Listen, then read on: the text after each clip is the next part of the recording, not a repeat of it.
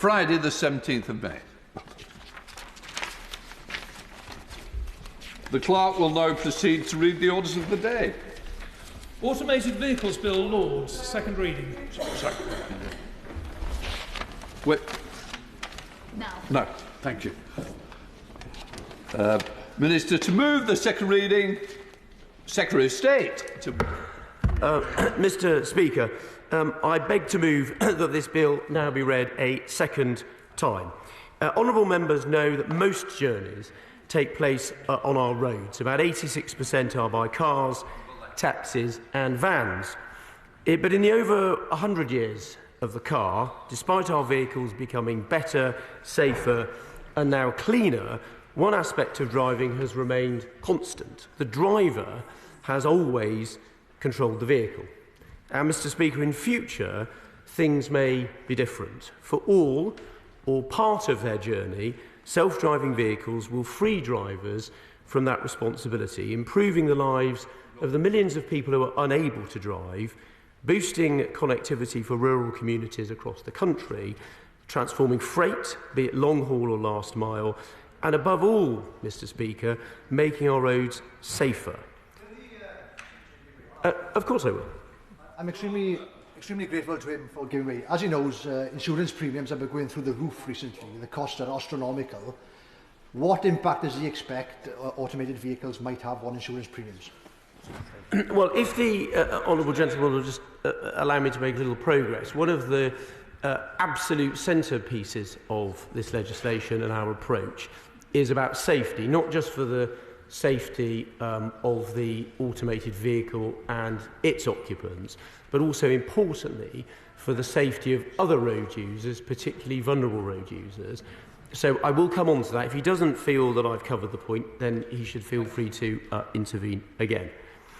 We are, Mr. Speaker, at the on the cusp of a transport revolution, and Britain is very much at the wheel of that decision. British companies are developing this self-driving technology.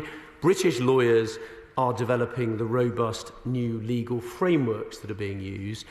And British parliamentarians in this House and the other place can now agree regulation widely seen as amongst the most comprehensive in the world. And the goal is clear. We want to make this country the natural home for the self-driving vehicle industry, and this bill is the next stop on that journey. Of course. Thank you. It won't surprise him, as one of the MPs from Milton Keynes, that I'm speaking up for Milton Keynes on this. It's not only a huge global opportunity for Britain, £350 billion worth, but Milton Keynes is often the testbed of this technology. It is a beautiful, vibrant city that is going places, except perhaps to everybody than the producers of last night's EastEnders show. But will you not agree with me that when we get this, we can roll it out because we have tested it in places like Milton Keynes? Well, I thank my honourable friend for his point and for speaking up very powerfully for his constituents and his constituency. And he's right. I think those developing this technology will want to roll it out carefully and thoughtfully, and will want to do that in specific places in the United Kingdom as well. And I think he's just made a very powerful bid for Milton Keynes to be at the centre of that. Mr. Speaker, gearing Britain up for a self-driving future has been the work of years. In 2015, our world-leading code of practice enabled self-driving vehicle trials in the UK. We passed the Automated and Electric Vehicles Act in 2018, which codified insurance in this area for the first time, recognising the importance of that, as the honourable gentleman just said earlier. And that same year, we kicked off a Law Commission's review. Let me just finish this point, and of course I will. And that same year, we kicked off a Law Commission's review on a legal and safety framework for self-driving vehicles. Let me just set out what that did, and then I'll take the honourable gentleman, esteemed member of the Select Committee.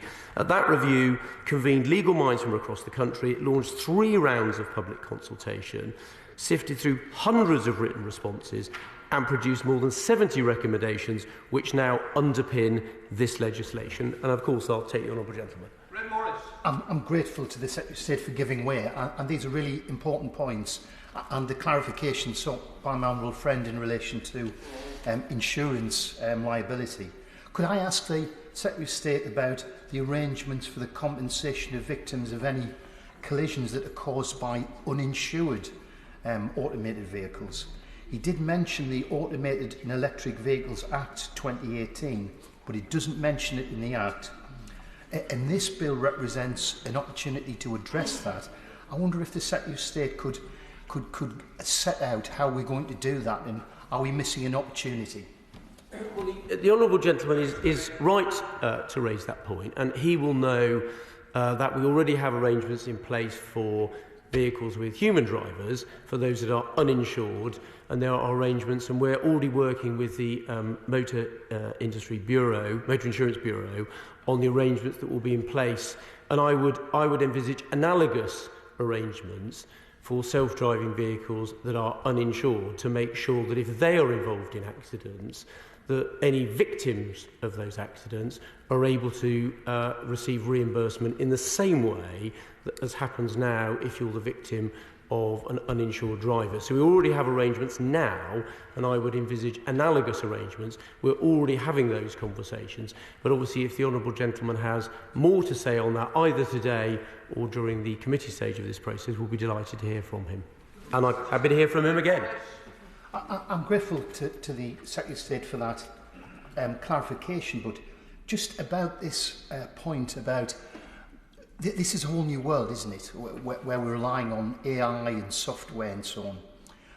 How would an insurer prove that a vehicle was being driven autonomously rather than by the driver?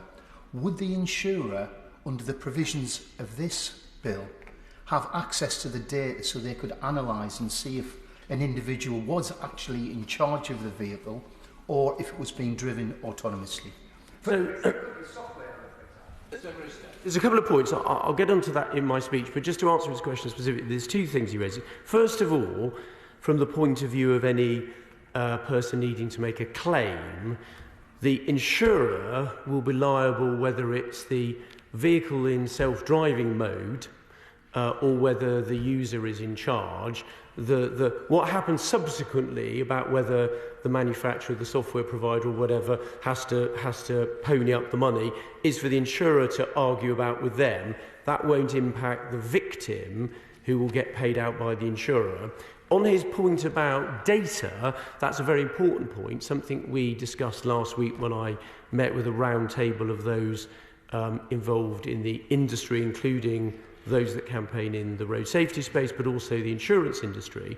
And one of the things that set out in this bill is about making sure the data can be shared, and the insurance industry is very keen that that happens so that they can properly price the risk. But it is worth just saying, and I'll get onto this now, I'm going to start talking about the safety framework, there is a real opportunity here because, of course, most road traffic collisions are caused at least in part by human error, and there's a real opportunity here. And if you look at the track record of self-driving vehicles, there's a real opportunity to improve road safety, which is important not just for those that use vehicles but also other road users as well. So I think there's a balance to strike here. We need to make sure we capture that benefit but also recognise that we don't have anyone left exposed as the honourable, without protection, as the honourable gentleman quite rightly set out. I'll take one more intervention and I'll make some prayer. I'm grateful to him for giving way on the point he's been just discussing. Presumably then, the details of all journeys undertaken by automated vehicles will be recorded. Where will this data be stored and who will have access to it? Could someone, for non-driving reasons, access that information, such as in divorce proceedings or an employer in an employment tribunal? So, the Right Honourable Gentleman should know that data for these purposes will obviously be protected in the usual way. Data has to be used for the purposes for which it was gathered. There are legal processes for who has access to it. So, as well as those we'll set out specifically for driving purposes, for those other things that he mentioned, those will be governed by the usual laws that govern the use of data. I don't want to dwell on some of those specifics, but those are the sorts of things, by the way, which are already covered by the sorts of devices that people have in vehicles for monitoring their progress, or that people have in their mobile phones. And as I said, all of that's covered by existing data protection legislation. So, Mr. Deputy Speaker, I'd like to cover 3 areas, starting with safety. So, anyone stepping into a self-driving vehicle will reasonably ask, can this car consistently drive safely? Will the law protect me if there's an accident? Is the manufacturer regulated, and can they be held to account? And under this legislation, the answer to each of those questions will be yes. The bill's been built on a bedrock of safety, protecting not just the drivers inside the car, but road users outside it too.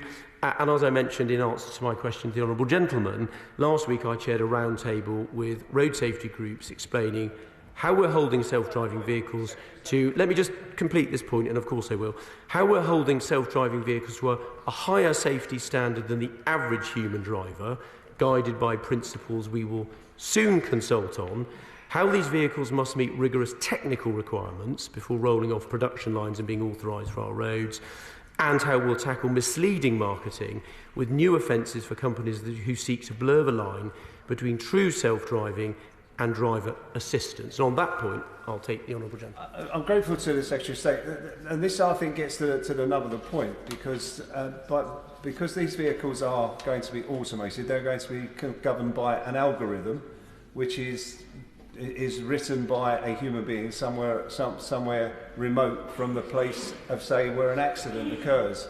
How do we determine whether the primary purpose of that algorithm is to protect the person in the car or someone outside of the car, such as a pedestrian or a child crossing the road? How does the algorithm make a choice in those circumstances? So, first of all, one of the things that we'll be doing is consulting on the Statement of Safety Principles, which will set out what are the governing principles of the legislation.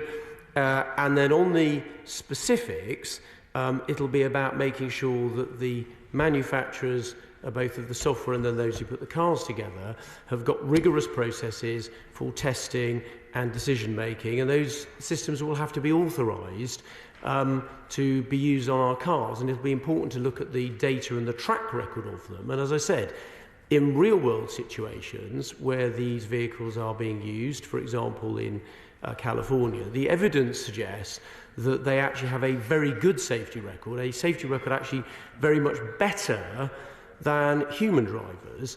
And I think there's a big opportunity to have a safer road environment, not just for the users of the vehicle, but actually for those that are other road users. And I don't know whether, I'll take the gentleman in a minute, I don't know whether he's had the opportunity to ride in a self-driving vehicle. But if you do, what is interesting is the data they collect of the surroundings of the vehicle, and actually on my own personal observation, the extent to which they, for example, give a cyclist a safe space as they pass, frankly, is a lot more generous, frankly, than I've seen from many human drivers. And of course, those parameters are going to be set and regulated, and people will have to be assured that those vehicles are safe before they're on the road, and ultimately the manufacturer will be legally responsible if they turn out not to be. But of course, let me take a further point. I'm grateful to him for giving away a second time, and I agree with him entirely that overall the roads will be safer with self-automated vehicles, but there will still be accidents. And my question was specific about where there is an accident and there is a choice to be made about protecting the person inside the car or injuring somebody outside the car. How do we determine what takes priority in those circumstances? Well, I think, first of all, consult on the safety principles, but also I think some of this stuff you have to look at the way the vehicles make decisions. You can't possibly legislate for every single set of circumstances. In the same way, when there's a vehicle collision with a human driver, there will be a set of specific circumstances. The driver will make the best decision they can in the circumstances. and you can't possibly, and sometimes those situations lead to legal conflict, and then people have to make a judgment, and you cannot legislate for every single one of those in advance. What you can do is make sure that there are robust systems that make good decisions based on the best data they've got, and then you can look at the track record, and we're also going to be setting up a regulatory system where any accident that involves an automated vehicle will be properly investigated. So, but I think, look, he raises an important point. It's essential on this legislation that we earn the public's trust and win their confidence. And it's one of the reasons we've been so clear and why we accepted the amendments in the other place about putting safety at the forefront of this. Because if people aren't persuaded on that, then this technology won't make much progress. Let me take my honourable friend, and then I'll make some progress, and then I will continue to take some intervention. Thank you very much, Mr Deputy Speaker, and my grateful thanks to the Secretary of State. He is taking a safety-first approach to this legislation, and that seems to be the will of the House. I have used one of the driverless vehicles, Waymo, which is a driverless Uber-style service in the United States, and he will know that those vehicles have more cameras, more eyes looking in more directions more of the time than is even possible for 100 drivers sitting in a single vehicle. And therefore, my concern is more that in his effort to put safety first, is he compromising the potential for economic growth that we have? And to that regard, in America, most of the force for change of automated vehicles is being driven by the leading global technology companies. Can he say what discussions he's had in preparation of this bill that he has had with those companies, and how comfortable they are with the approach the government is taking? Well, first of all, I can say that I have discussed this legislation with a number of those companies, both UK companies and those in the US. What I'm actually very pleased to be able to assure the House and him about is that those companies also recognise that safety is incredibly important, because they all understand that they have to be able to operate within a legal framework that is set by legislators who are ultimately accountable to the public, and you have to take the public with you. And as ever with these things, whatever the track record of existing vehicles and drivers, because this is new technology, effectively people will be sceptical about it, and anything that goes wrong will have a brighter light shone on it even than what takes place already. So I think the industry is very aware of that, and I think very happy to work with us on those issues. Let me take one more intervention from the Honourable Gentleman, and then I'll make some progress. I thank the Minister. Be honest, Mr Speaker, I'm not very technically minded. I like the idea of a manual car with 5 or 6 gears, reverse, and you can do all those things. That's the rural community that I live in, of course, so I'm very happy with that. Automated vehicles coming forward, I just have a bit of hesitation about it. From the point of view of young drivers, and really important, because the Minister mentioned the word blurred lines, and within that there we've got to make sure that every driver that comes, a young driver especially, Mr Deputy Speaker, comes forward to learn to drive, has to have full capacity to drive any vehicle, and not think they can get into an automated vehicle and just sit there and do nothing. So it's really important that everyone is subject to the same rules. Can the Minister confirm that anyone thinks that the future will be, I sit in the back of the car, that it isn't? You have to learn to drive the way that we've all done over all them years. Yes, let me just come on to that in a second. When I just explain this next section, it will become very clear. But I also can say to the Honourable Gentleman, this is about giving people choices. If people want, as many will, want to carry on driving their existing vehicles in the traditional way, that is absolutely fine, and no one's going to try and stop them. So the Honourable Gentleman can carry on driving for as long as he wants to and is safe to do so, and no one's going to try and stop him, just to be very clear about that. I certainly am not going to try and stop him, I wouldn't dare. So on the legal concerns, and this is, I think, we'll be clear about driving tests as well, the bill redefines our legal relationship with road transport. So as soon as you turn on a self-driving feature, legal responsibility for how the car drives transfers to an authorised self-driving entity, or an ASDE. Not very catchy acronyms, admittedly, Mr Deputy Speaker, but That's what they're called. That could be a manufacturer or a software developer, but crucially won't be the human driver. The human driver will assume a new status. As a user in charge, they'll still need to ensure the car is roadworthy, and they will still need to reassume control if necessary. So that answers the honourable gentleman's question. You would still need to be in possession of a full driving licence, able to reassume control of the vehicle if you were required to do so. But they will be protected by law from any offences while the car is driving itself. Now, there will be some journeys, either in private cars or on self-driving transport, which will be fully automated, where a human will never need to take control, where they will be, in essence, a passenger. So, as my honourable friend said, if we take the US example, if you're going in a Waymo car, that is a car that is operating as a taxi. There's no driver present. You are not ever expected to take control, and you will be classed as a no user in charge, and that in those circumstances you wouldn't need to have a driving licence, because you're never going to be expected to drive the car in the same way you're not being expected to drive a taxi or a private hire vehicle. And those legal concepts will have a seismic impact. I'll take the honourable lady.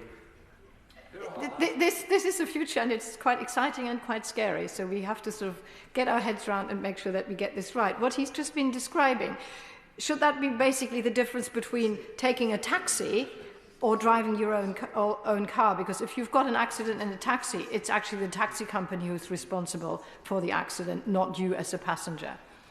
Yes, so it's two things. If you're using a vehicle and it's a no user in charge and effectively you're the passenger, then if there were to be an accident, it is totally the responsibility in all circumstances of the person operating the vehicle.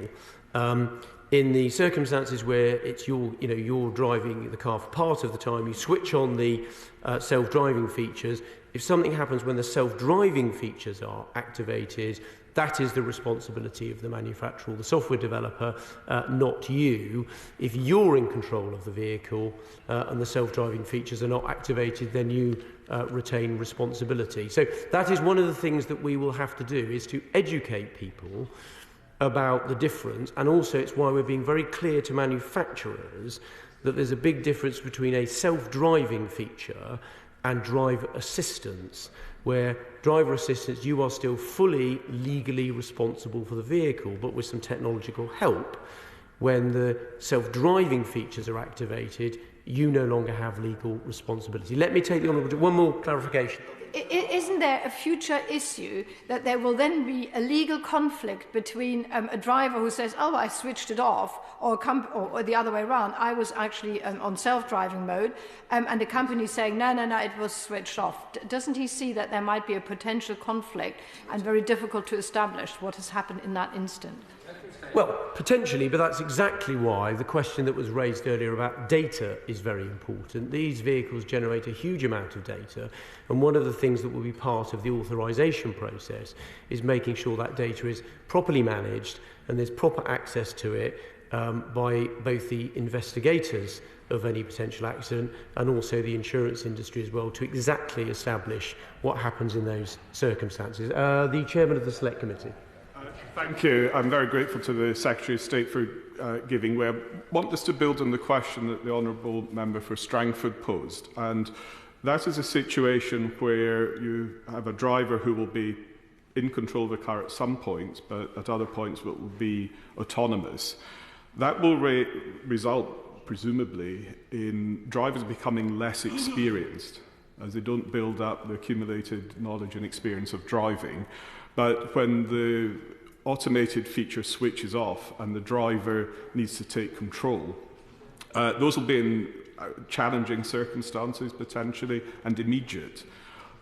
Is my right honourable friend assured that the driving test and refresher courses for drivers will be sufficient to allow them to have that capacity to take over in those circumstances? So I think my honourable friend raises a good point. On the driving test, I am very comfortable with that. The driving test continues to be updated to make sure drivers are familiar with things like, for example, sat-navs, and this sort of technology will be added in.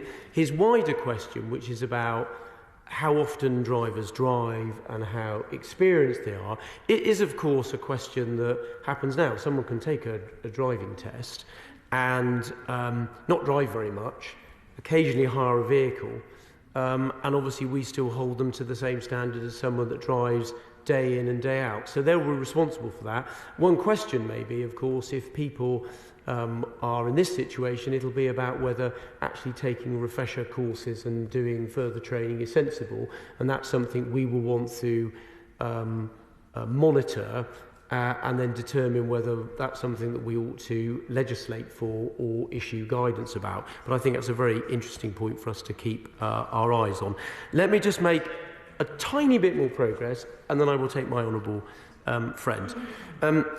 Now, as well as the legal issues, Mr Deputy Speaker, making driving more convenient is one thing, but it also makes it potentially much more accessible. For example, giving those who cannot drive at the moment, such as the 340,000 people who are registered blind or partially sighted, new options to travel independently, opening doors to economic and social opportunities that so far have remained closed.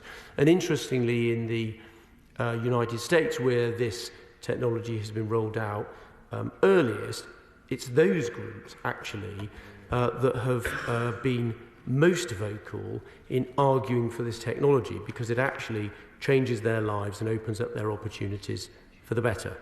The third area, Mr Deputy Speaker, is around learning and enforcement. This technology will get stronger, smarter and safer over time. The safety data will be collected by the vehicle, monitored by its operator and scrutinised by a government regulator, which means we can take enforcement action when things go wrong, or if a company withholds data through sanctions and suspensions, but it also includes measures to independently investigate incidents and ensure lessons are learned. And I've spoken about the context behind the bill. I've addressed some of the key components. Let me now turn to the benefits self-driving vehicles will bring. And on that point, I'll take my honourable friend. I thank the Secretary of State for giving way, and this is a very exciting bill and exciting future. But I've been listening very carefully to what he said about who is going to be ultimately responsible if there is an accident. My understanding, it's always going to be the manufacturer. It's never going to be the person who actually owns the car. Now, in my seat, and like many seats, many people like modifying their cars, modding their cars. And I'm sure when autonomous vehicles come on, people want to modify those cars as well. And they may change them in ways that ultimately limit or diminish some of the safety features are put in when the car is built. Who therefore is ultimately responsible? Because people may make modifications that they do not know the implications will have on the potential safety or diminishing. Will it still be the manufacturer when a car is modified, or is it going to be the owner then? Well, I think my honourable friend raises a very good point that we make sure is covered with this technology. Clearly, if people make modifications that alter the functioning of the self-driving features of the vehicle, then clearly that would we would either have to say that wasn't acceptable, or they would have to accept that it wasn't really a self-driving vehicle anymore. And there will clearly have to be some rules about the vehicles go through an authorisation process, they get authorised to go on the road, and then there will be things that people are allowed to change and things that they're not. And I suspect that manufacturers will be very clear that anybody modifying a self-driving vehicle will mean that the manufacturer won't be responsible for it anymore. So I think as long as that's clear, then I think that's fine. But I think people will have to accept that as cars become more technological, with more technology built into them, then the days of being able to tinker around with them under the bonnet and all of that really are long past, if you want that technological stuff to kick in. Right, I'm going to be very generous in taking once more, and then I'm going to move to a conclusion. I want to clarify what was on my comment there. It wasn't just about modification that may change the safety of a car, but any sort of modification. An example I use, if you, let's say, you have an iPhone and literally you change the screen, it's no longer in warranty by the manufacturer, even though it doesn't affect how it works. If someone's modified their car and it doesn't affect the safety feature, and then there's an accident, can the manufacturer turn around and say, well, actually, they've modified it, even though the safety hasn't changed, therefore it's not our responsibility? And does that mean the liability then goes to the owner, if the manufacturer decides nothing to do with us? Well, as I said, for these cars to be put on the roads, they will have to go through a process by the regulator to authorise them.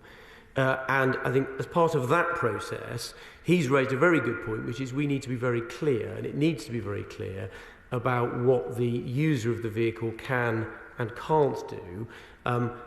I suspect there will be very limited things that the person can do without affecting the operation of the vehicle. But he's raised a very good point to have on the record to make sure that in both the information provided by the manufacturer but also by the regulator, we're very clear about what the user of the vehicle can and can't do to make sure it is able to drive safely. And on safety, let me just make a little bit more progress, and I'll obviously take the honourable gentleman again. Despite Britain having some of the safest roads in the world, it is a reality that the levels of serious injury and road deaths remain too high. That could soon change, as I said. If we can eliminate driver error, which is involved in 88% of road collisions, you could actually get to the point where self-driving vehicles were a game changer for road safety. They don't drink and drive. They don't get stressed, they don't get distracted, they don't speed, they don't get tired, they don't bend the rules of the road or push their luck. So self-driving vehicles will save lives, and we can't ignore their economic impact. According to industry estimates, 40% of new cars by 2035 will have some self-driving capability. It's a growing global market, Britain's share of which could be worth £42 billion, generating 38,000 skilled jobs from cyber security to AI. And thanks to government support, our self-driving vehicle industry is not only thriving, but recognised the world over. I'm grateful to the Secretary of State for giving way and for his reassurances about safety. I don't think it's all one-sided, because another aspect of safety is cyber safety that we don't really have to worry about with a traditional car. Automated vehicles are extremely vulnerable to cyber attacks from hackers and potentially from terrorists, especially as the software and technology age. So what are the government going to do? Are they going to commit to establish the necessary regulations that ensure cyber security for automated vehicles is robust and that protections continue over the lifetime of the vehicle? The simple answer to his question is yes, we are going to do that. He's absolutely right to raise cybersecurity as an issue. Of course, it is an issue today because actually for many cars today, they have many electronic features from keyless entry to these navigation systems. So actually existing cars are vulnerable to being hacked. And cybersecurity is very important, and we're working with the National Cybersecurity Centre, the industry is. So cybersecurity will be very important, but as I said, it already is. If the Honourable Gentleman forgive me, let me make... On the same point, I will be indulged. It's because I agree with what the Secretary of State is saying about tinkering and that nullifying any insurance and everything else. But we've also just experienced the Horizon scandal, where the manufacturers themselves have accessed the technology. Now, and what security have drivers got that we won't have the designers of the software that will be governing these cars actually covering their own backs? Well, one of the things we'll have in place is a duty of candour. We've also going to be setting up a regulatory process with investigations of every self-driving vehicle involved in an incident. But importantly, manufacturers will be legally obliged to have that duty of candour to disclose the information so that these issues can be got to the bottom of. He raised a specific case which I'm not going to comment on, and there will be learnings from that, no doubt.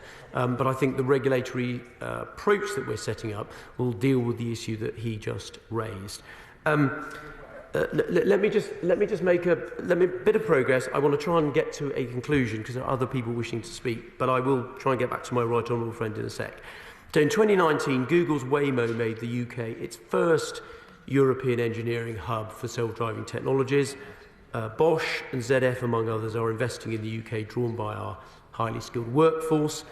CAM Testbed UK, a unique cluster of 5 facilities between London and the West Midlands, has received £200 million of government and industry funding, and we've put £66 million into scaling up self-driving mobility ideas from buses in Scotland to HGVs in Sunderland, with a further £150 million announced as part of our advanced manufacturing plan.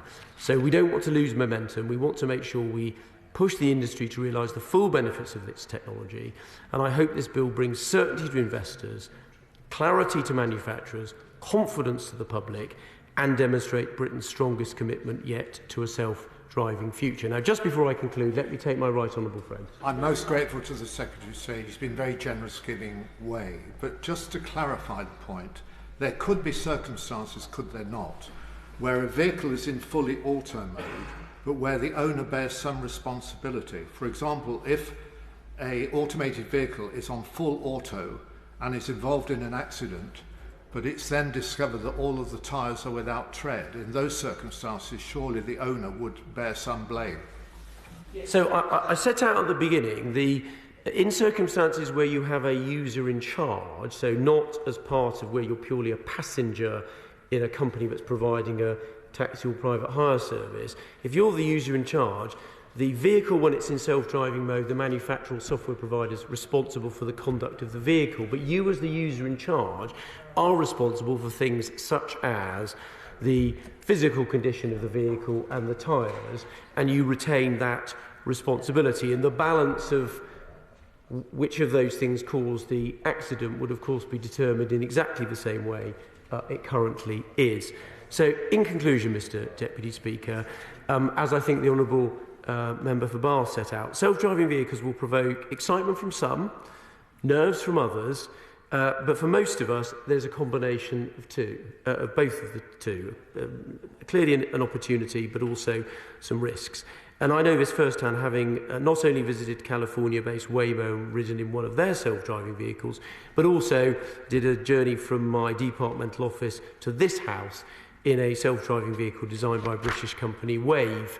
And it's very interesting as it expertly went through very busy streets, responded very quickly to, it was a rainy day, lots of people darting in and out of the traffic, probably not very sensibly, but actually the car responded in a very safe way.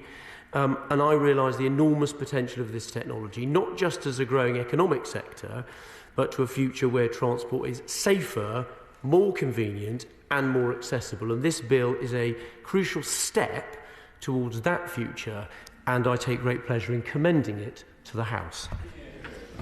Question is that the bill be now read a second time. Louise Haigh. Thank you very much, Mr Deputy Speaker. And let me start by confirming Labour's support for both the principle and for this legislation. Automated vehicle technology, once the preserve of science fiction, is now advancing at pace. There are already, as we've just heard, fully autonomous vehicles being tested on our roads by world-leading UK companies. And the progress they have made is truly something to behold. Continuing that progress, getting this technology and the safety standards around it right are so important. It has huge implications for road safety, vehicle accessibility and for our economy. So Labour agrees that it is vital that we have a proper regulatory framework in place to ensure these technologies are introduced in a way that is safe, accessible and contributes positively to our economy. And so on that basis, we welcome the bill, efforts to set safety principles for these vehicles and to set clear rules around marketing to stop consumers being misled about the autonomous capability of the vehicles being sold to them. However, there is still room to go further to ensure that the introduction of these vehicles is a public good, not in any way a destructive force.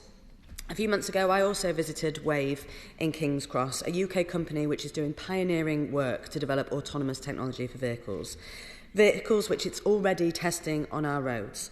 And I have to say, it is quite an experience sitting back in a vehicle with no driver, no control, no clue which direction you're going to go in next. And I'll admit, Mr Deputy Speaker, I wondered, as I was being whisked about central London in all sorts of directions without any input or control from myself, if that's how the Secretary of State doesn't feel sitting around the cabinet table most weeks. Turning to the safety benefits of autonomous vehicles, it has been estimated that road collisions cost our economy as much as £43.2 billion in 2022, and that 85% of all road crashes involve an element of human error. Automated vehicles can play a huge role in reducing that human error, avoiding tragic accidents and helping to reduce the burden on the state in the process. The need to do more to tackle these deaths and injuries on our roads cannot be overstated. While the last Labour government cut road fatalities by almost 50% while in office, there has only been an 8% reduction since 2010. And I must note, Mr Deputy Speaker, that this bill comes to us in a vastly improved state from the other place, thanks to pressure from my Labour colleagues there. As a result of their efforts, this bill now explicitly targets a safety standard equivalent to or higher than a careful and competent human driver for autonomous vehicles, as it rightly should. And the statement of safety principles which the Secretary of State must make following the passage of this bill will now also be subject to proper parliamentary scrutiny. This is important progress, and we are very grateful to the Government for accepting these important amendments. I'm grateful to my honourable friend for giving way, and these are very important issues that we're addressing about safety and regulation. But does she share my concerns about the potential for job losses? Yeah. Almost 1 million people are employed in the logistics sector, drivers, delivery drivers and so on. I know this bill isn't concerned with alternative employment, but I see the effects of deindustrialisation in my area. Does she share my concerns about the potential job losses if it isn't done in a sensible way? It's such an important point from my honourable friend, and very typical of him to raise such a pertinent point, and it's something that I will come to shortly in my speech. But I would say, Mr Deputy Speaker, it is a shame that much of the important work still to do on this safety regime will be set out further down the line rather than being debated today in this chamber. We will be looking closely at the detail when it does come to see how this standard is defined in practice, and I'd welcome any insight from the Government today to reassure colleagues on this. For instance, what level of fault would be allowed for an autonomous vehicle compared to a standard practical driving test, if any at all? But it is not just road safety benefits this technology could offer. It's estimated that disabled people in the UK currently take around 38% fewer trips than non-disabled people. Automated vehicles could help address that gap by unlocking a world of opportunity for those who cannot or who struggle to drive, and to those who are held back from opportunity by the inaccessibility of too much of our public transport network. Securing those benefits will mean ensuring that access to these vehicles is not just limited to the extremely wealthy, but also means ensuring that the interests of disabled people, who are currently 5 times more likely to be injured by a vehicle than non-disabled pedestrians, are at the heart of the development of these technologies from the very start. So I'd also welcome the Secretary of State setting out how he will ensure disabled people and disability-led groups will be properly consulted as these vehicles are introduced to our roads. Very happily. Thank everybody for her contribution. I suppose, if I'm being honest, Mr Deputy Speaker, I'm a bit of a sceptic on this matter, but I'm very conscious that I'm not a petrol head, by the way, but I know many of my constituents who love their cars, love their vehicles, love their opportunity to work under the bonnet and do all those things.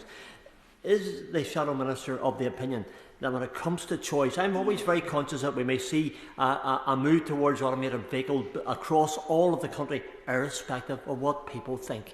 Is it the Shadow Minister's intention to ensure that people will always have choice? If they do, that's the right way.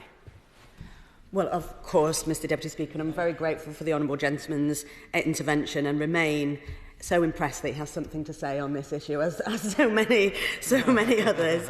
But of course it remains and will remain the case that should people wish to drive their cars, they will be absolutely free and able to do so. And I think it will be a long way off. Indeed, the industry has predicted that it will be several decades before the number of automated vehicles outstrips the number of vehicles with drivers on our roads. But, Mr Deputy Speaker, as my honourable friend from Easington has mentioned, there is one major area that this bill does not address and that we've not considered in any meaningful capacity, and that is the potential impact on jobs from automated vehicles. As a South Yorkshire MP, I am all too familiar with the economic impacts of deindustrialisation.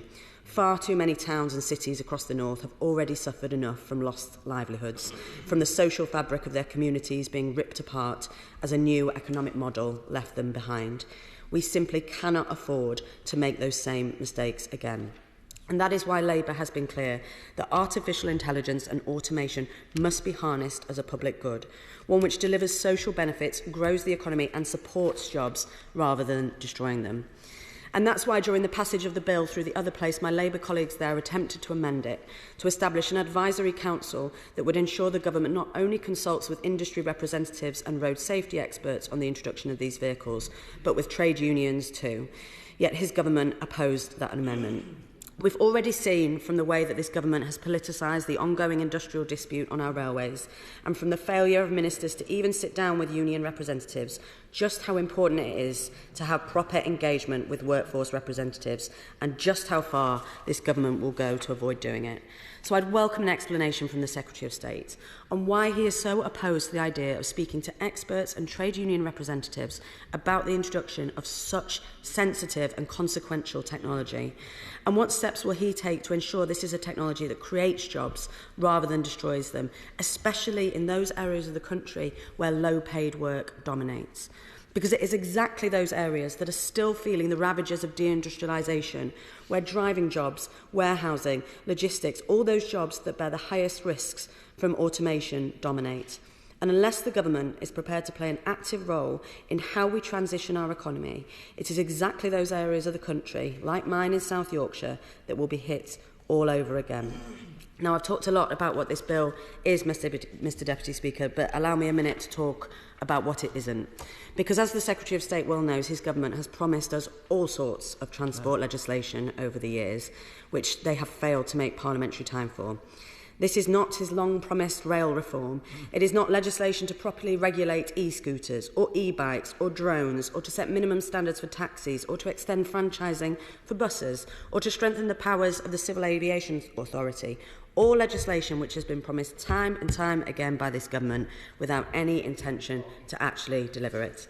So I will close by pointing out the irony, Mr Deputy Speaker, that the one major piece of transport legislation in this parliamentary session is a bill on driverless cars brought forward by a driverless government which is running out of road.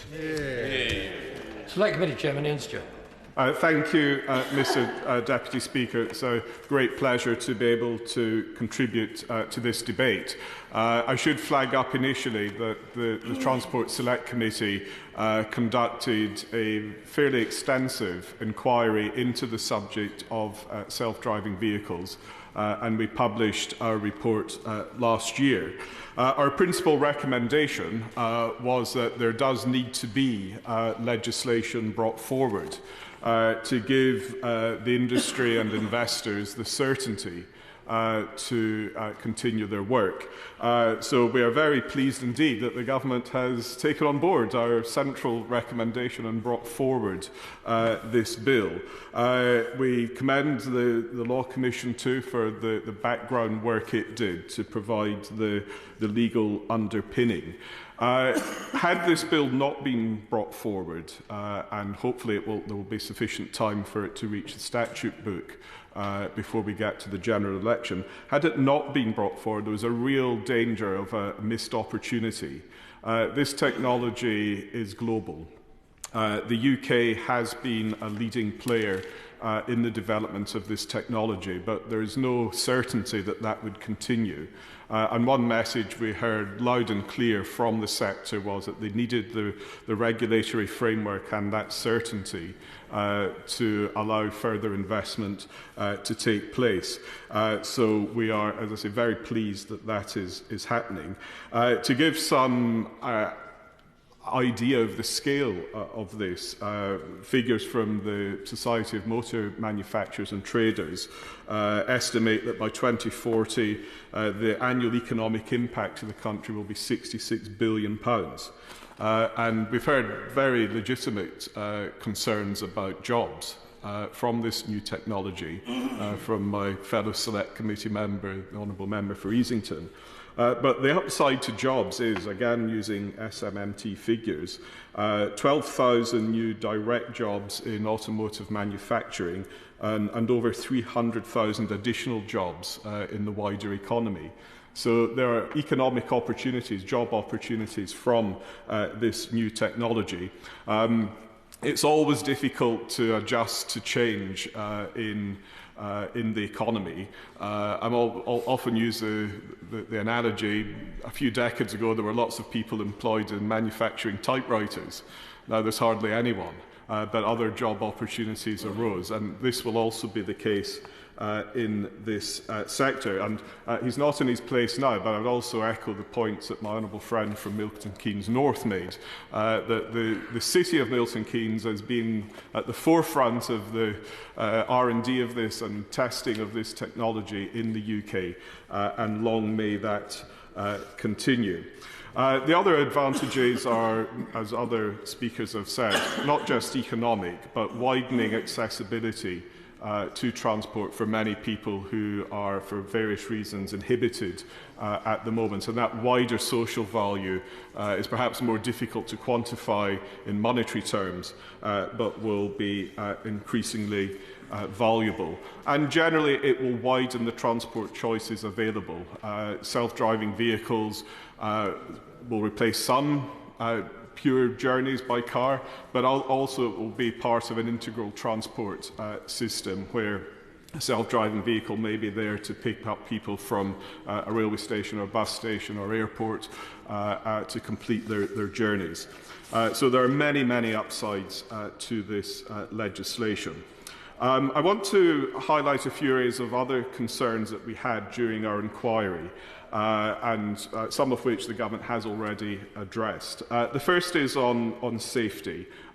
We do very much welcome the amendments that were put forward by the government in the other place to have a more certain and wider definition of safety. We did have concerns in our report that the broad definition of a competent self-driving vehicles being as safe as a competent or careful human driver were just a bit too vague and weak. And the amendments that have been brought forward in the Lords to have the proper consultation, not just with the industry, but more widely with road safety stakeholders, is very much to be welcome, and giving it the change in the parliamentary procedure from a negative to an affirmative resolution will give that greater clarity. So we very much welcome that. Two particular safety issues that I'd like just to raise. One I did mention in my intervention to the Secretary of State earlier, and that is the need to ensure that drivers have the relevant level of skill and experience to intervene when that technology requires them to do so. And as I said, those are moments which are obviously going to be immediate and often in challenging conditions. And that's going to require, I think, over and above what the general driving competence is, a knowledge of what the driver ought to do in those circumstances. So I don't think it's necessarily something for the face of the bill, but as the government looks at that consultation on safety, I would strongly urge them to look at what changes may be appropriate to the driving test, and even the wider encouragement for us all to have refresher courses. I think most drivers, me included, would be quite terrified at the prospect of resitting our driving test, because we've probably built up many bad habits over the years.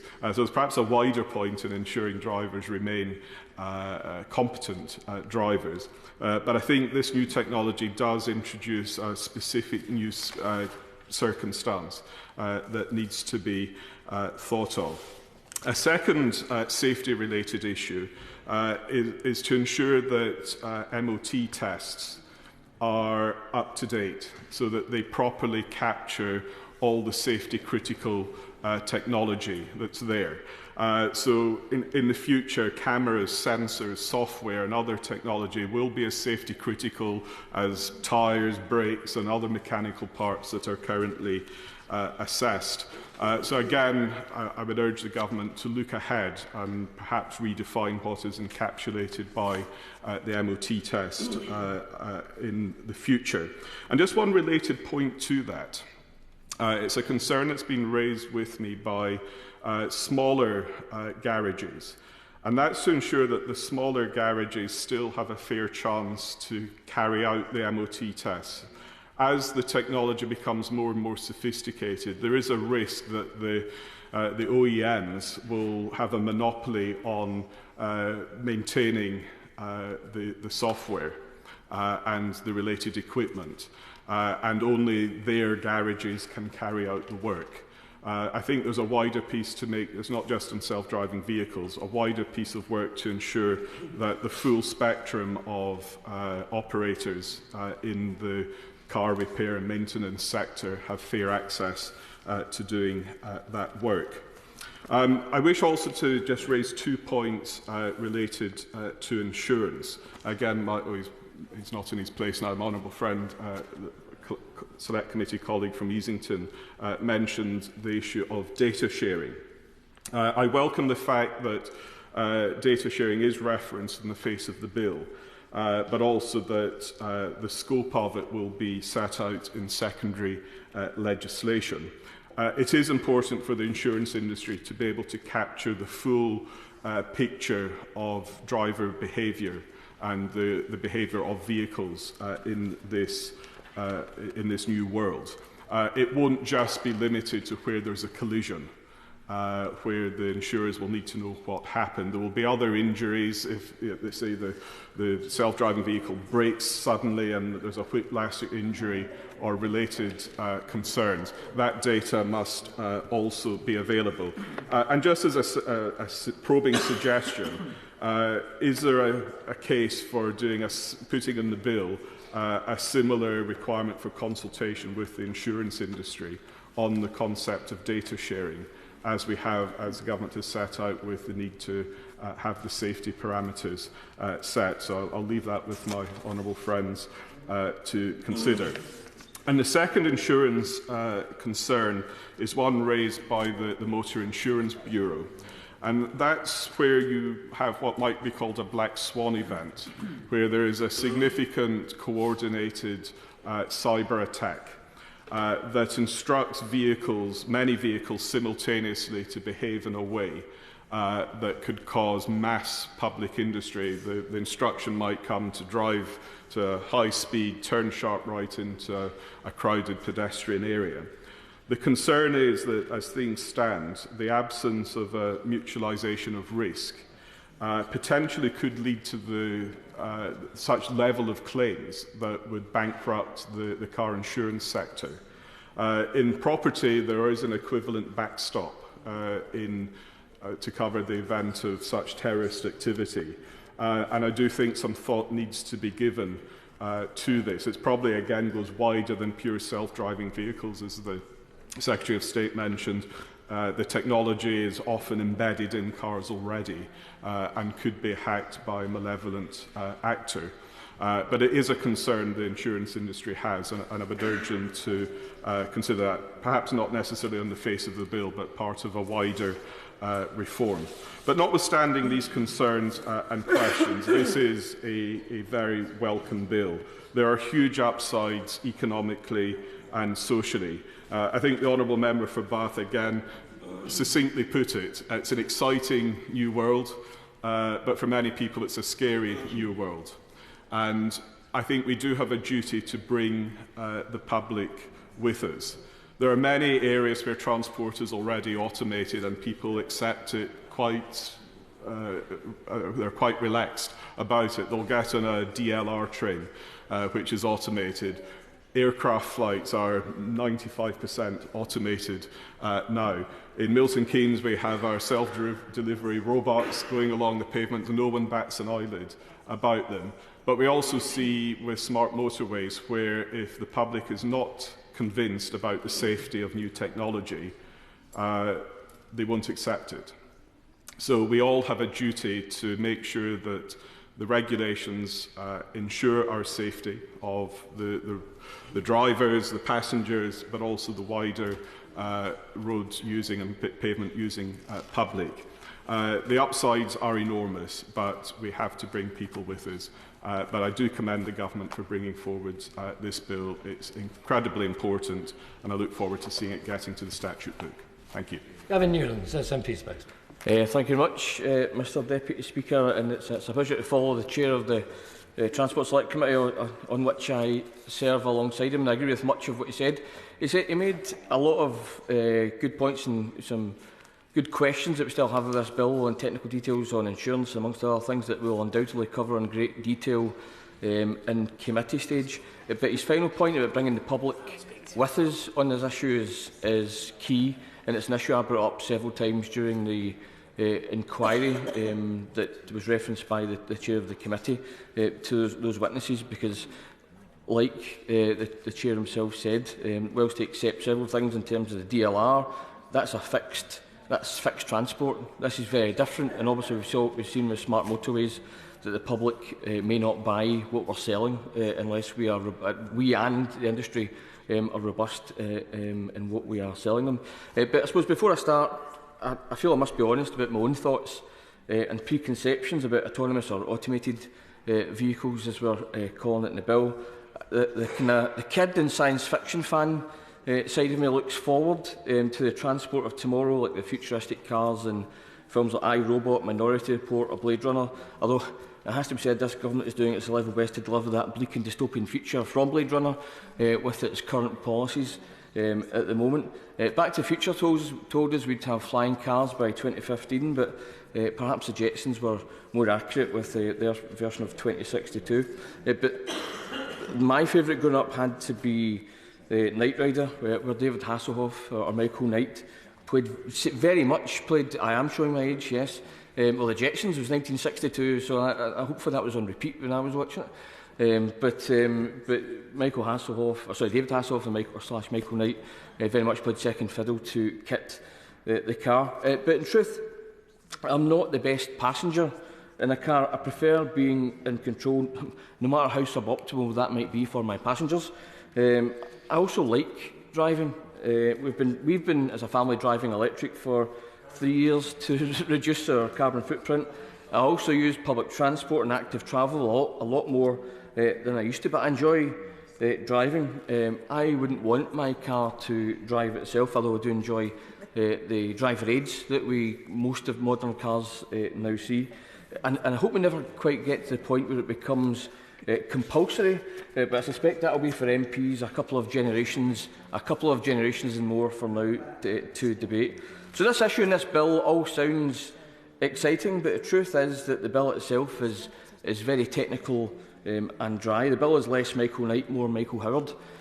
So the committee stage may not be a barn burner, but it's going to be very important nonetheless, because the bill is absolutely necessary. Indeed, we could say very much long overdue, and will put in place the much needed regulation to focus and develop this technology and ultimately enable its full commercialisation and public rollout. But Mr Deputy Speaker, Scotland has, as you might hear from me say from time to time in this place, been taking the lead on autonomous vehicles for some time now. The Forth Bridge has been home to one of the main pilots of autonomous vehicles for passenger services, with the Cab Forth project operating since last summer.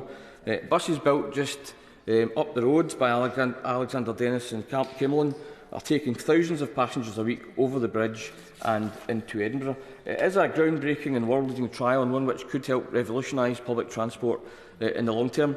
And I can't resist saying it's something which wouldn't be possible if the Scottish Government had listened to naysayers just over a decade ago and dropped construction of the Queensferry crossing, because we now have the Forth Bridge operational for public transport and private vehicles, with private vehicles transferred to the new crossing. So these trials can happen in the best possible environment, with the result that thousands of passengers are crossing the Forth every week on an autonomous bus. Now, like Labour Front Bench, we welcome this bill, although with some reservations.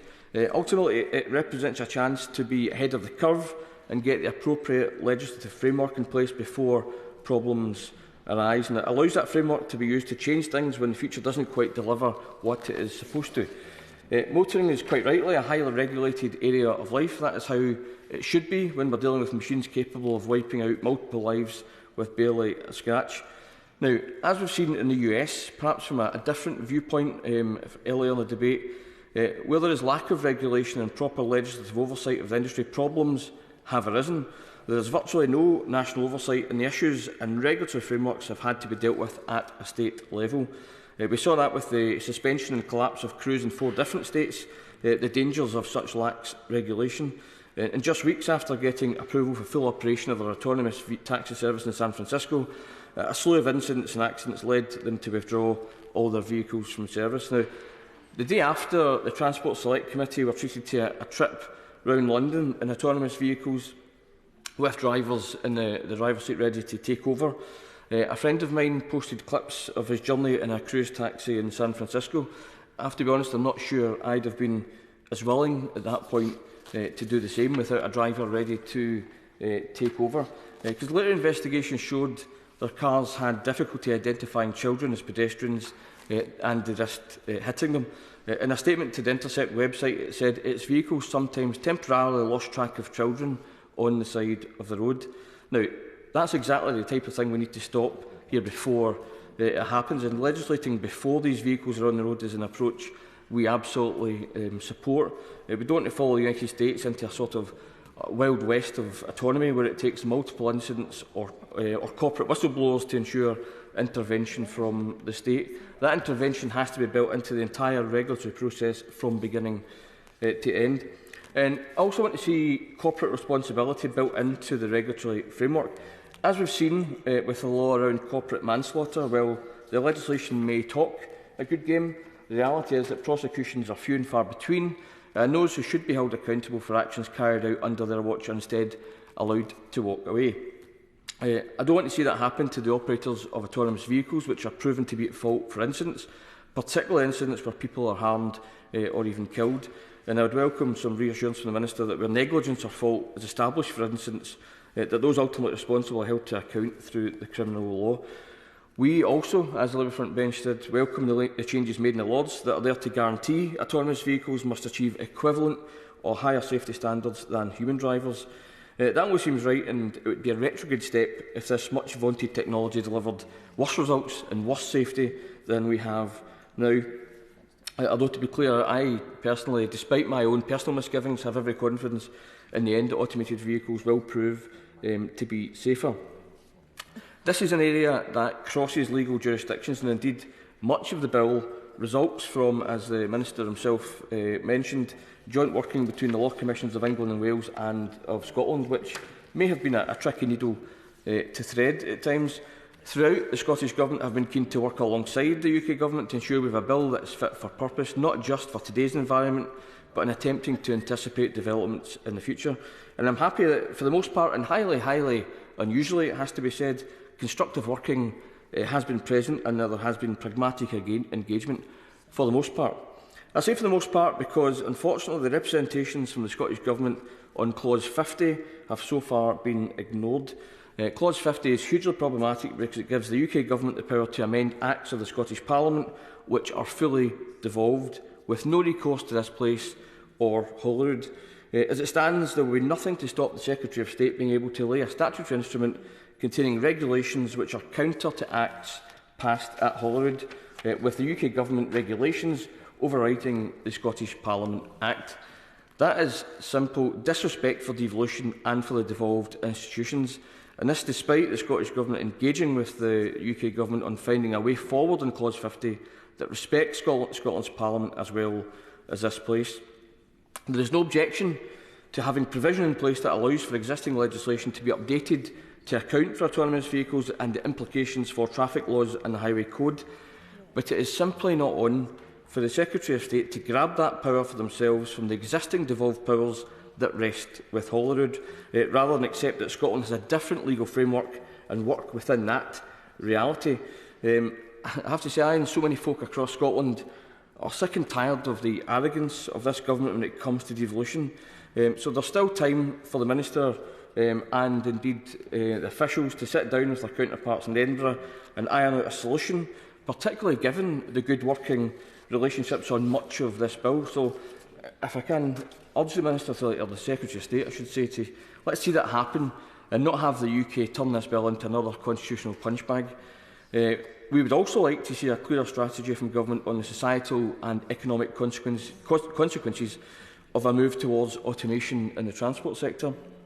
Of course, as the Chair of the Select Committee said, these new technologies will create new and novel jobs, but there are 2.7 million jobs in the logistics sector in the UK not one of these positions will be unaffected. Either they will be lost or changed as a result of this new technology.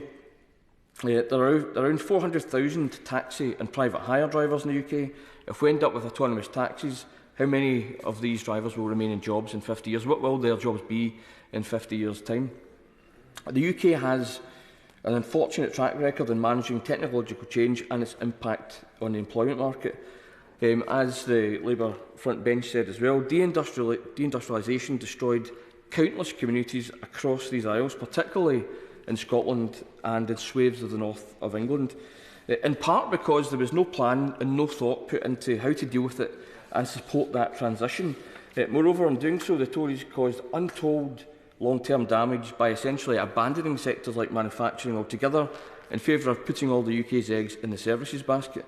We are seeing the same thing happen now with the move to green technology, although thankfully in Scotland we have a government committed to a fair transition. Of course, automation is a much bigger issue than the matters we are talking about today. In many ways, it's nearing the time we need to have a public conversation about what this means for society as a whole. Change always comes with positives and trade-offs. An assumption that the public will simply consent to welcome automation without that conversation is potentially gravely misplaced. The government has to acknowledge these issues and be prepared to support those sectors and communities if the changes this bill envisages comes to pass. It's taken longer than anticipated by many to get to this point with regard to automated vehicles, but we cannot assume that the advances in technology will continue at the current pace. Pace may increase quickly, and these implications will be with us before we know it. The implications for our society about automation more generally are serious and deep-rooted, and they need a serious response. So to conclude, Mr Deputy Speaker, we broadly welcome this bill, but it is incumbent upon the Secretary of State and his government to fix Clause 50 and engage in real dialogue with the Scottish Government that helps both parties, and it's incumbent upon ministers to explain their approach to the wider societal and economic implications of these measures, and I look forward to positive responses on those issues as the bill moves through its stages. Matt Weston. Thank you, Mr Deputy Speaker, and it's a pleasure to speak in this debate. For me, I remember one of the first things I did when I arrived in this place was sit in on the autonomous and electric vehicle legislation back in 2018. So here we are all these years on. And clearly the technology is making significant improvements. What I'd like to do, Mr Speaker, is just outline what I see as the importance of this piece of legislation in terms of the benefits, but also look at some of the safety issues as well as security as well. And then perhaps to make the case of why these technologies should be developed further, but really paramount to this is the need for an advisory council, as my right honourable friend was mentioning earlier, because we need to make sure that there is a wide range of voices heard before the implementation of this legislation. Now, the automotive sector is the jewel in the UK's manufacturing crown. The Society of Motor Manufacturers and Traders estimate that £78 billion is the total of turnover in the UK economy, adding £16 billion of value to it. And in terms of its transition, its development, it is all about the automated, connected, electric and shared vehicles, the ACES vehicles, which are the future. And as has been said, they are very, very exciting in terms of what they can bring, but there are also concerns as well. But they are a rapidly developing technology, and we have to ensure that the UK automotive industry does have a prime role in the development of these technologies. Now, it's estimated that autonomous vehicles could create a market worth £42 billion by 2035, according again to the SMMT, and potentially provide 38,000 new jobs. But what is important to this is that I believe, and I think most in the industry would say that autonomous vehicles will make roads safer, and we heard that from the Secretary of State in his opening remarks, not just for occupants, but for pedestrians and cyclists, provided the right sorts of technologies are deployed. Because, and I have seen it personally, they remove the opportunity for human error that causes 88% of road traffic accidents. Indeed, research from the Society of Motor Manufacturers Traders states that if automated vehicles were deployed in substantial numbers, some 4,000 lives could be saved and 60,000 serious accidents prevented between now and 2040. And I will come to the benefits of that, not just in terms of lives, but what that means for the economy as well. Autonomous vehicles can improve connectivity in areas where our public transport is also failing passengers, and we see with the depopulation of rural areas just how challenging that can be. That includes not just for older people, but also for disabled people more generally. Other countries, including those states in the EU, and also most states in the United States, are all moving forward with their own autonomous vehicle frameworks. So the United Kingdom cannot afford to fall behind in an industry that could be worth £750 billion globally by 2035. This is why it is so important that we have this piece of legislation. The UK automotive industry needs to be at the forefront of this rapidly developing technology, and we need the legislation to provide the framework to support it. Like the Secretary of State and my friend, the Shadow Secretary of State, I have experienced driverless vehicles. I was fortunate enough to try it in the Jaguar I-Pace. And the technology, Mr. Deputy Speaker, is incredibly impressive.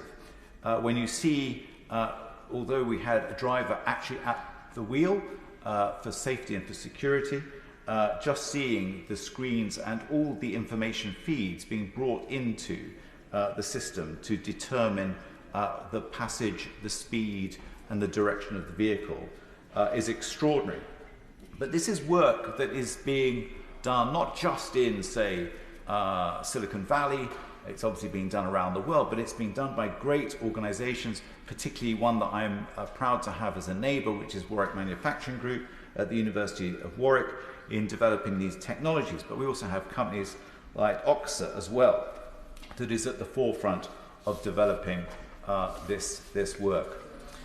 I said I wanted to talk about safety, and as I articulated in those numbers, we will see a significant reduction in the number of accidents in terms of killed and seriously injured. And that brings me to a piece of legislation I wanted to bring forward back in 2018-19, which was called Rowan's Law. And if you'll forgive me, Mr. Deputy Speaker, just to remind the House, but 7-year-old Rowan Fitzgerald was killed on a bus in Coventry because the driver fell asleep at the wheel. He had been driving for 3 consecutive weeks, driving more than 70 hours per week, and both he and another passenger were killed in that particular incident. And it is my belief that with certain assistive technologies, as we are discussing, that would not have happened. So whilst this technology is being developed and rolled out, we have to consider foremost the safety of the public, and that it is really at the forefront of this piece of legislation.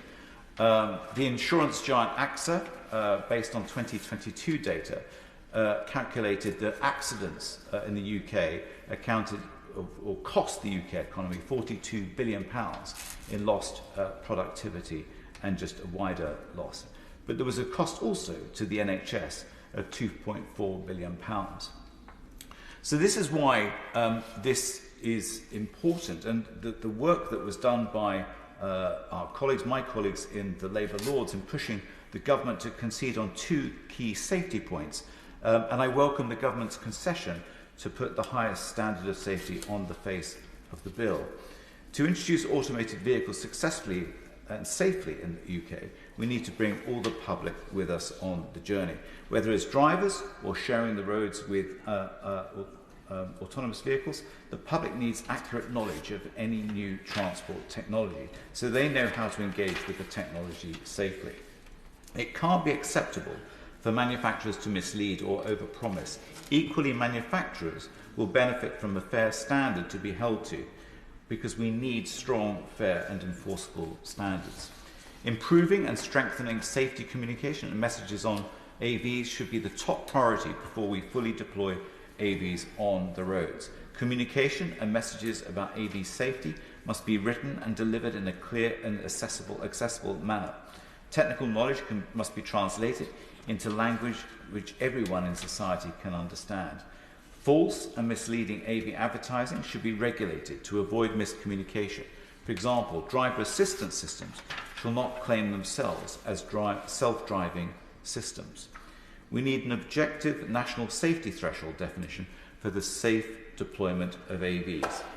There is evidently still work to be done in the implementation of this legislation to ensure that safety remains at the forefront of the bill. Let me just turn to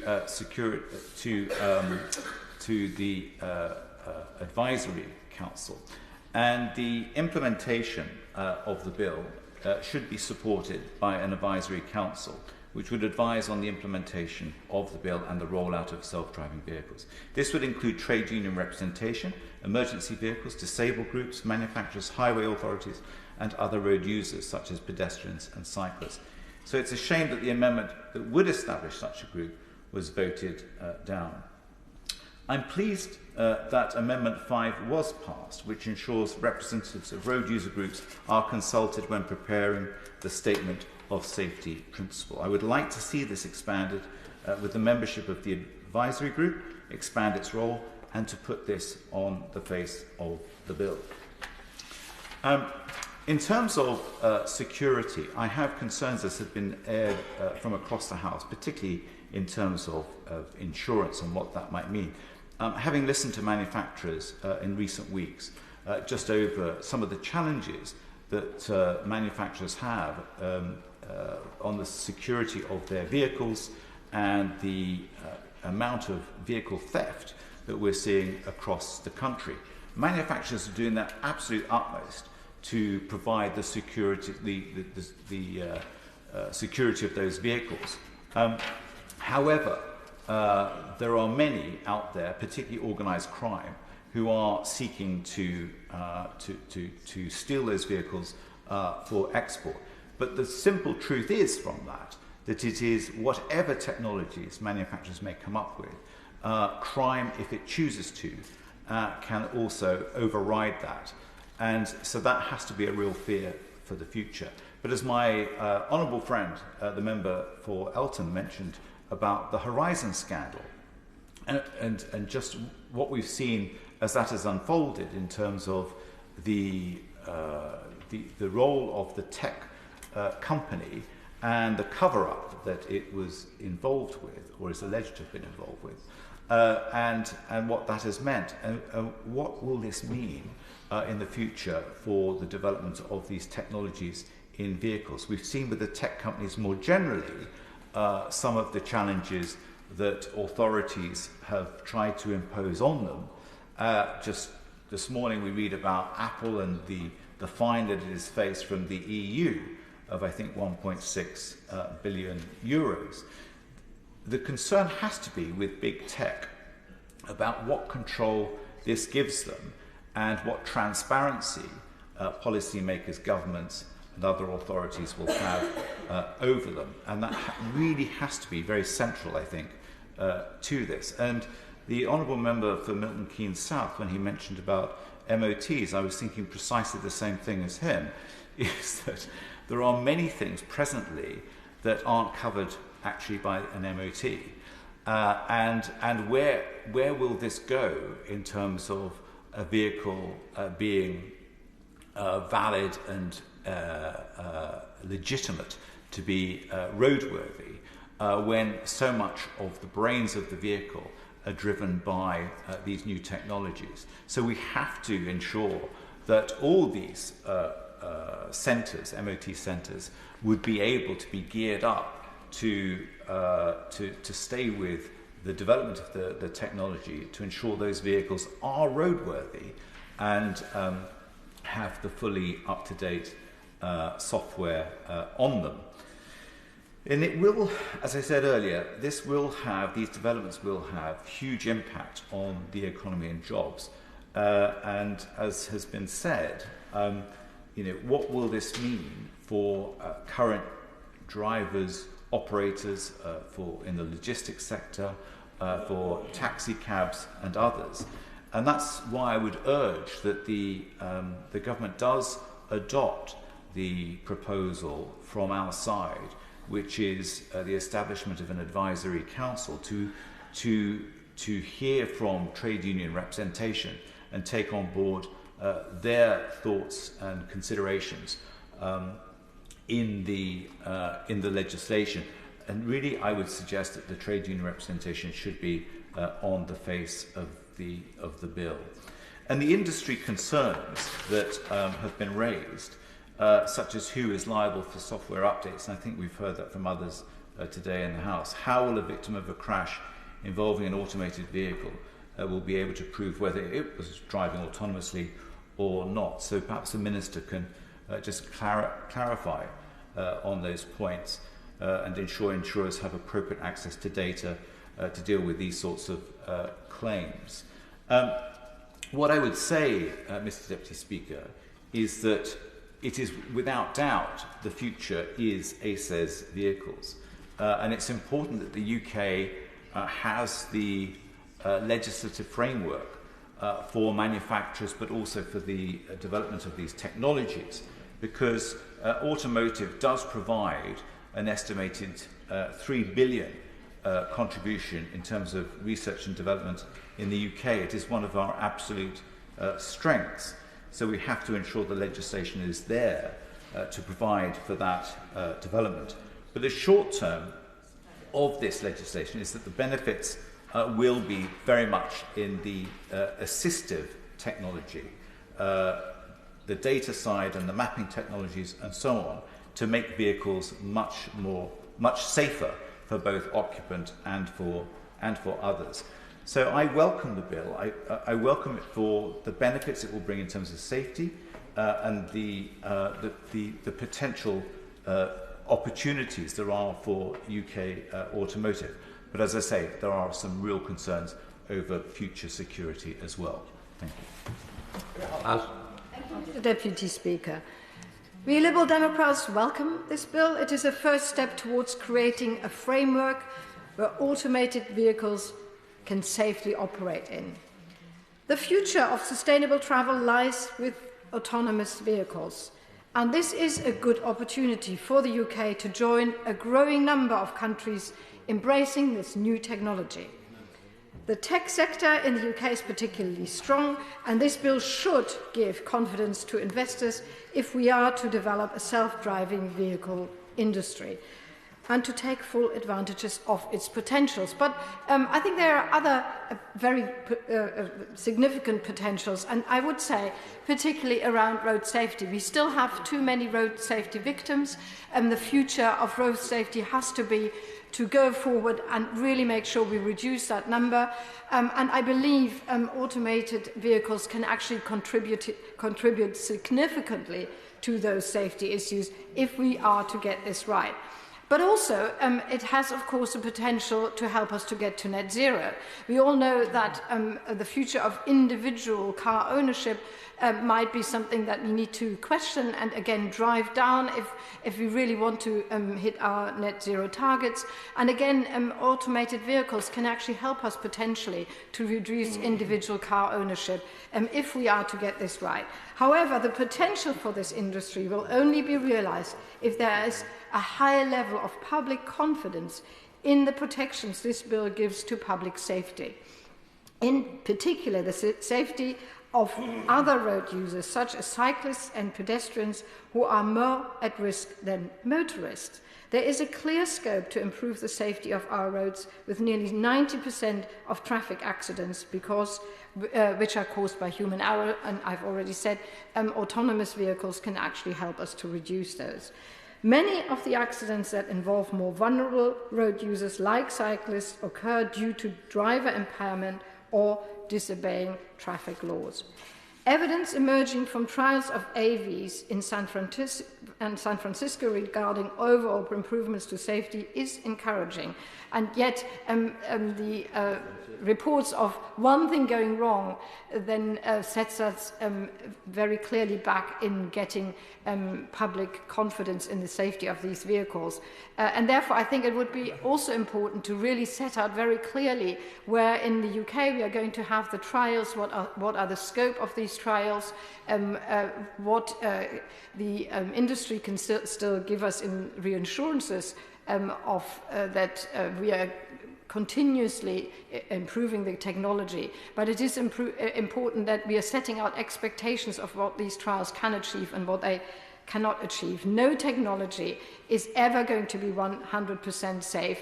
And yes, we have already discussed today that there's still an interaction with the human being. We are still sitting in these cars. There's still the potential of actually overriding the system, and the interaction between humans and technology is almost a philosophical question that we haven't quite resolved in today's discussions. But I think the Minister has been very generous in allowing us to question some of these concerns. Issues did arise around AVs hindering emergency vehicles and stopping in cycle lanes. Those need to be addressed.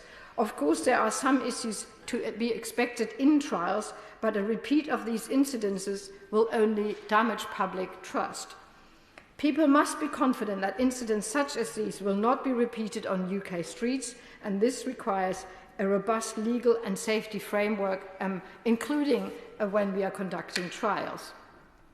We Liberal Democrats welcome the government's concessions on changing the standards of safety for AV drivers, so they will have to meet or exceed the level of safety of careful and competent human drivers. We've already covered in today's debate what it actually means to driving tests, and again I think it is important that we continue to have that discussion.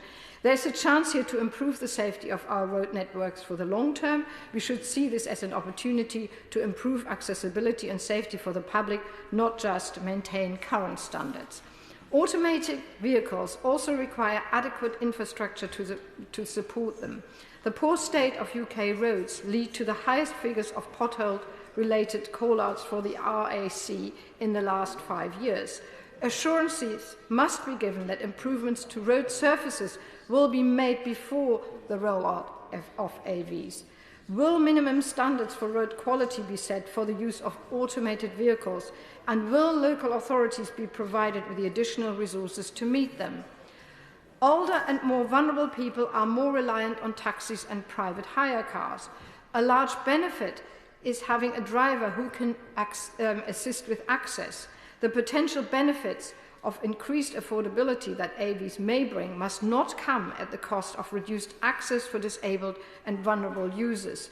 There must also be assurances for disabled and vulnerable people for access on automated public transport if it is to be completely unstaffed. And I think, again, we haven't talked enough about actually the human input into this brave new world of automated vehicles, and would, for example, be there somebody to assist a disabled person on an automated vehicle or not. Another area of concern is the attention given to data protection in this bill. We have also covered this in this debate. It is, of course, essential that AVs are able to take in data for machine learning algorithms that enable them to improve how they navigate. However, a large number of parties will inevitably have access to this data. It will include personal information, including people's faces. The overlap between commercial and personal data creates issues about access and storage.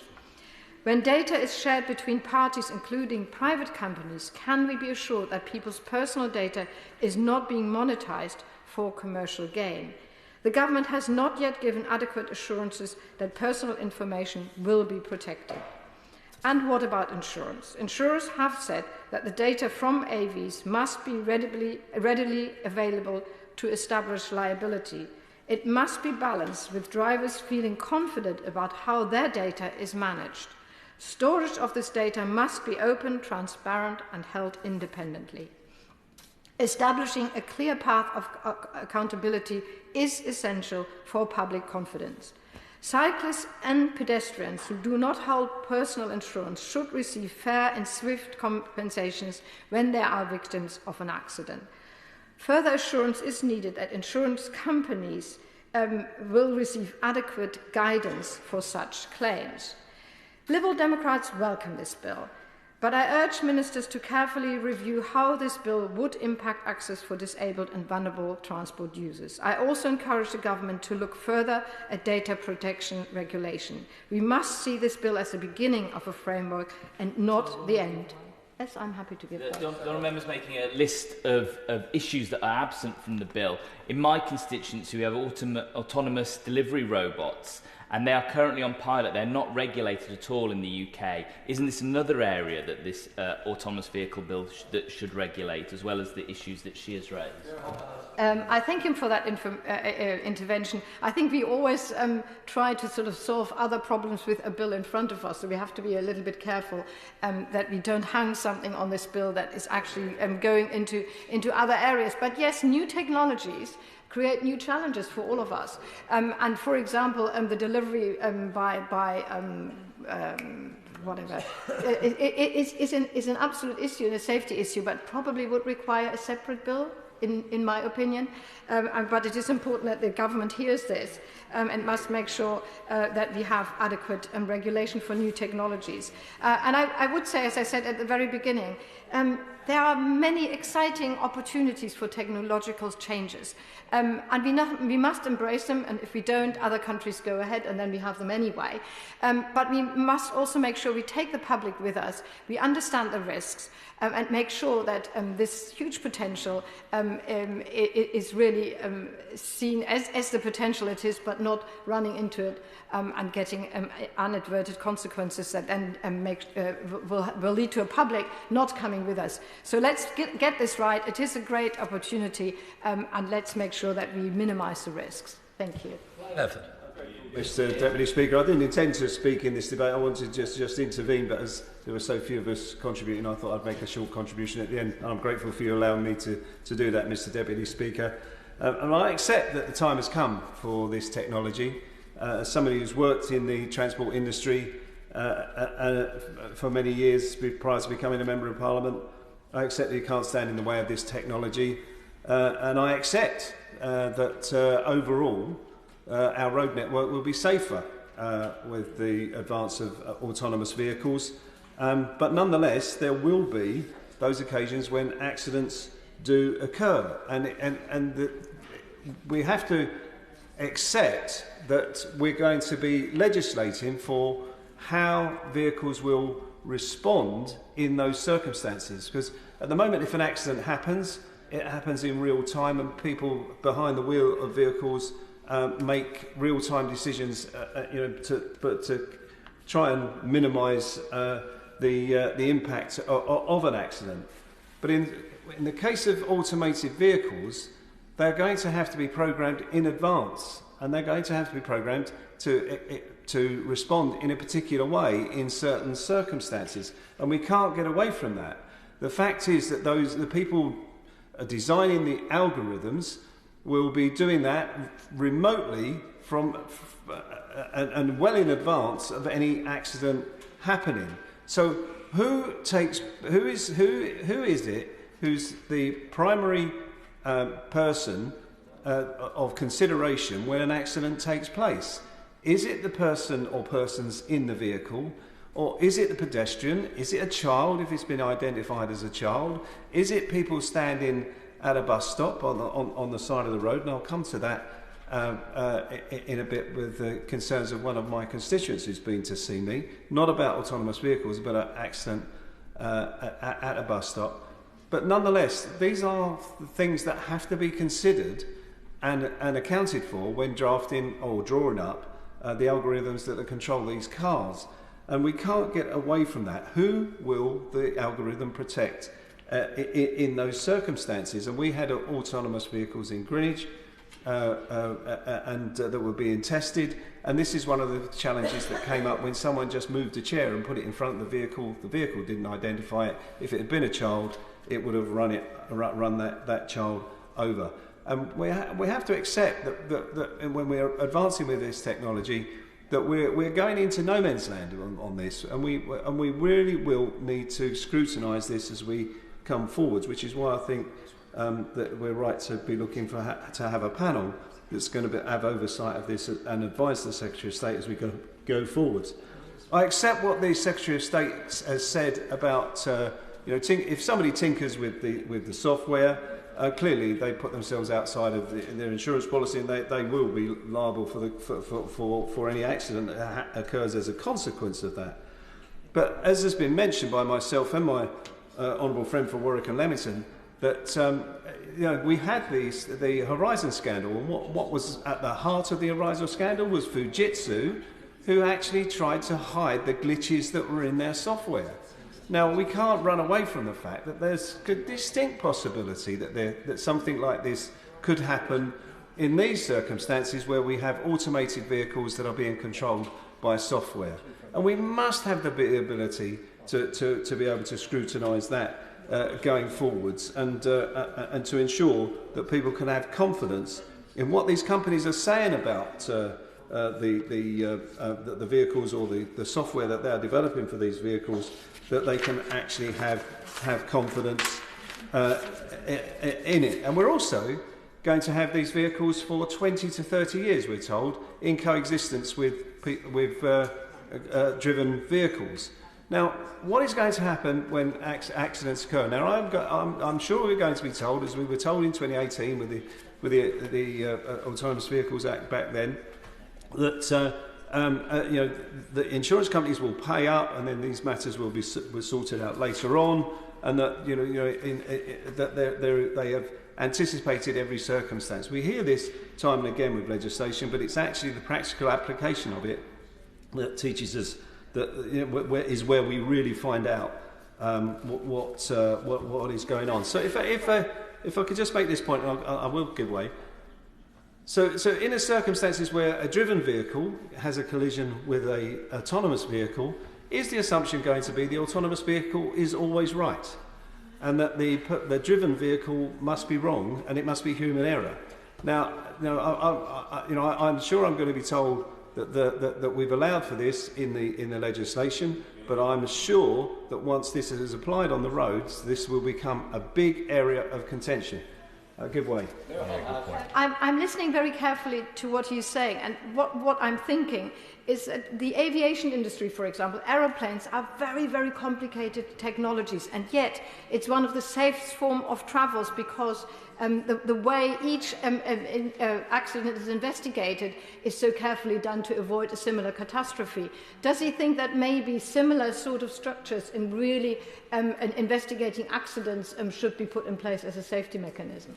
Yes, I do think scrutiny of accidents is going to be important, because I think we're going to learn a lot as we go forwards. And I mentioned and we can improve safety with this technology. There's no question about that. The question is about the moral argument when accidents do happen, and how do we make our choices about how vehicles should behave in those circumstances. And one area of safety, a constituent has been to me a really tragic case where a child was killed at a bus stop, where a lorry lost control, swerved into the bus stop. The child couldn't escape the vehicle and was crushed at the bus stop and killed. An absolutely tragic story. But that's an example, and what she has come to see me about is improving safety at bus stops and ensuring that people who are standing at the roadside, can we design bus stops to make it safer for people in those circumstances? And I commend her for that. Having lost her child in those tragic circumstances, for considering others and wanting to improve the situation. But this technology, as we go forwards, and more vehicles have this sort of technology, could just be prevented from colliding with roadside structures like bus stops. They could be programmed to stop them doing it, and so we can improve safety with this technology, and I accept that. And that's an example of where we might be able to meet that parent's desire to improve safety in those circumstances. But just to conclude, Mr. Deputy Speaker, I think that this is going to need a great deal of scrutiny as we go forwards. We are going to learn a lot from the application of this legislation as more and more vehicles enter our road network. And I think the call for an advisory council to consider all aspects of it is absolutely necessary. I see in clause 2 of the bill that the Secretary of State must consult, but I think the list that's there is very limited, and it puts businesses first, including those that will be not just designing the vehicles, but those that will be drawing up the algorithms, and they are given prime position in the legislation. Then comes people representing road users, and then other concerned individuals. I think that list needs to be much wider, and I think there needs to be a statutory body that actually has oversight of this, because we've got to learn the lessons as we go forwards. We are on a steep learning curve, and we will learn as we go.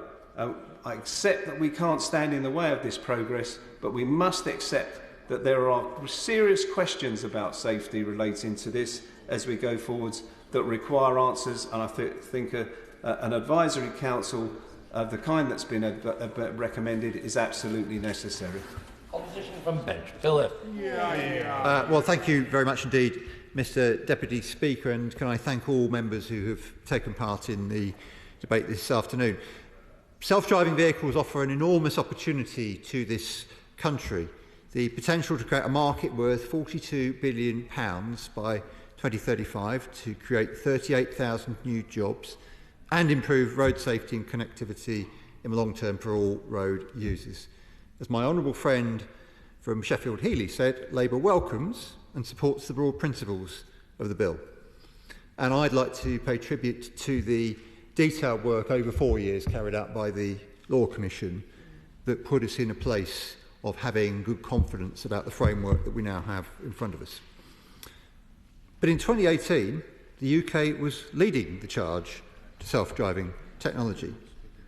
Since then, China, the US, France and Germany have all overtaken us. And we on this side of the House want to encourage innovation in this sector, bringing economic and job opportunities to the UK and returning the UK to its leading role in the development of this technology. And that is one of the things that Labour's industrial strategy will do as part of our approach to improve the prospects of the UK. Automated vehicles could remove transport-related obstacles to those living in remote rural communities, those living with a disability and older people, by reaching those denied access to public transport. Crucially, automated vehicles have the potential to improve road safety for all. 88% of road collisions are a result of human error. Research by AXA suggests that 3,900 deaths on our roads could be avoided, and that 60,000 serious road traffic collisions could be prevented between last year, when they carried out the research, and 2040 through the potential deployment of automated vehicles. They forecast an 85% reduction in road incidents through the introduction of AV technology, and this would in turn benefit the NHS to the tune of £2.3 billion per year in reduced medical and ambulance costs. But it all requires proper transition and rollout from government. I mentioned the importance of safety improvements, and I'm pleased that the government accepted the need for higher standards on the face of the bill. My Labour colleagues, Lords Tunnicliffe and Liddell, deserve particular credit for their work in this crucial area. The government's own amendment to use the phrase careful and competent driver is a very clear indication to industry and rightly puts the highest standard of safety on the face of the bill.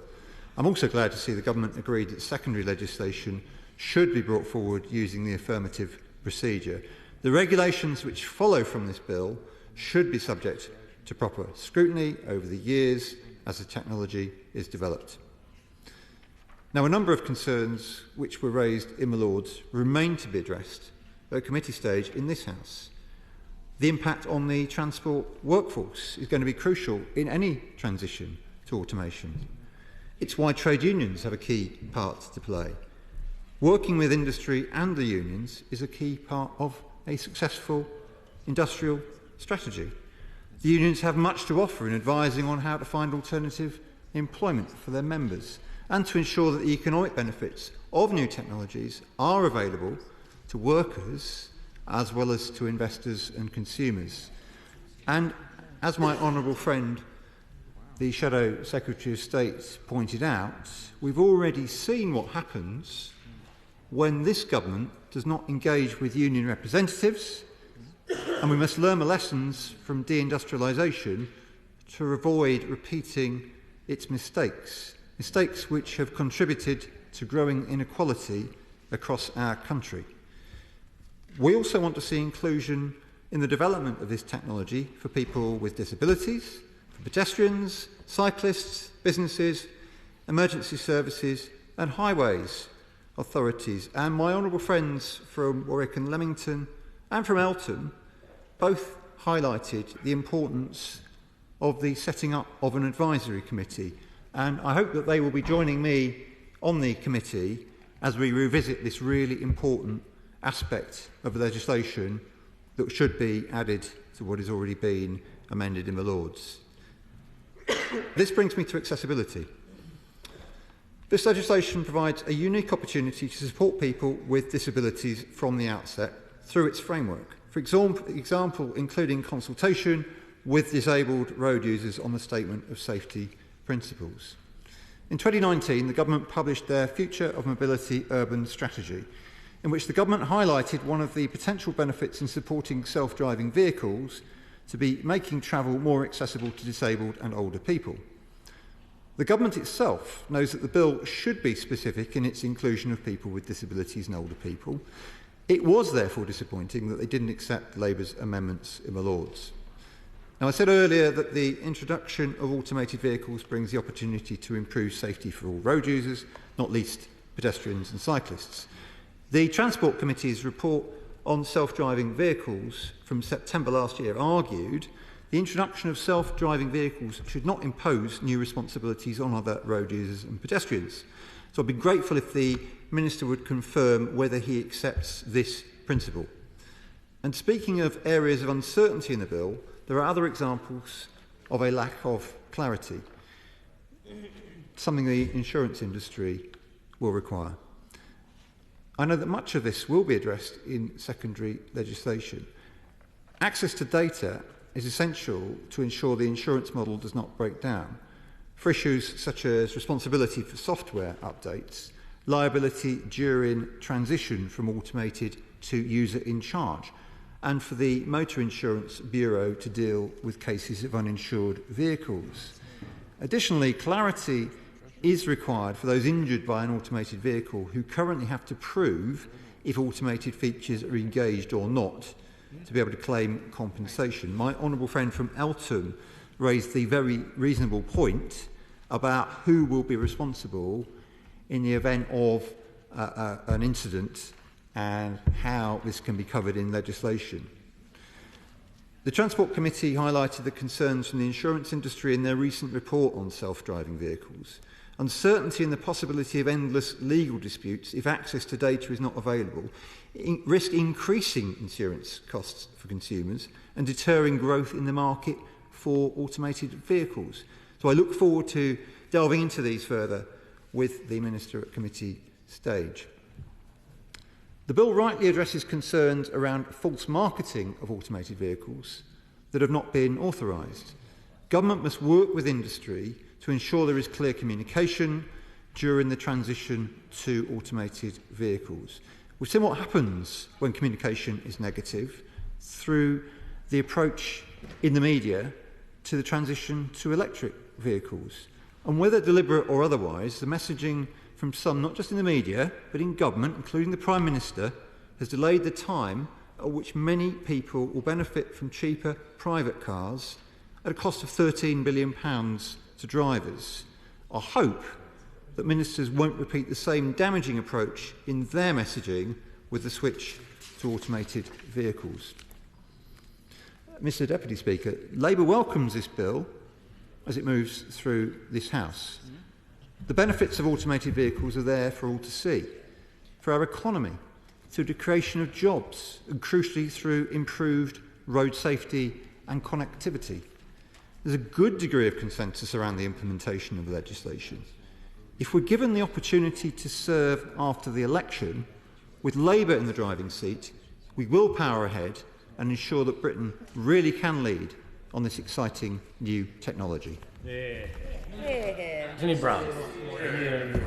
Thank you, Mr Deputy Speaker, and thank you to everyone who's contributed to this debate. And I found it the most incredibly enjoyable debate. It's always enjoyable when there is a remarkable degree of consensus across the House, and I note that Labour, the SNP and Liberal Democrats all support this legislation.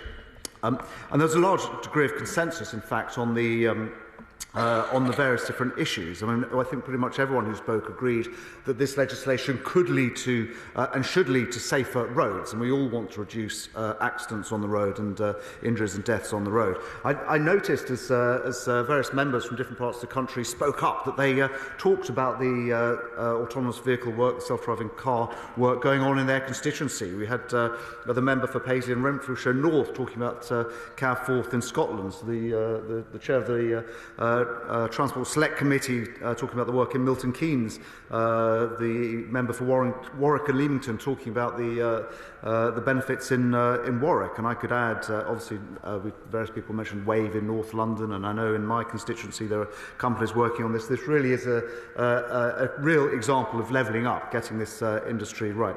And I think there's also a large degree of consensus that actually we need to make sure that this works for the benefit of vulnerable users, and indeed that is one of the major reasons for this. People who are blind, who can't drive at the moment, the frail, etc., who can't drive. There are huge opportunities there. But there were lots of useful questions and points made, and I have to say I spent a huge amount of time on the bench nodding in violent agreement with what members of the various opposition parties were saying. Such was the consensus, and indeed many of the points that were raised actually have been covered in the bill, and I'll go through it in detail. But for example, various members mentioned the need for a proper accident investigation. Absolutely, we completely agree. It is really vital that whenever there is a self-driving vehicle, an autonomous vehicle involved in an accident, that we need to know why that accident happened. Was it a result of the software? Was the algorithm going wrong? And we need to learn from this. This is an evolution. We're not going to get the perfect result. It's going to evolve over coming years and indeed decades.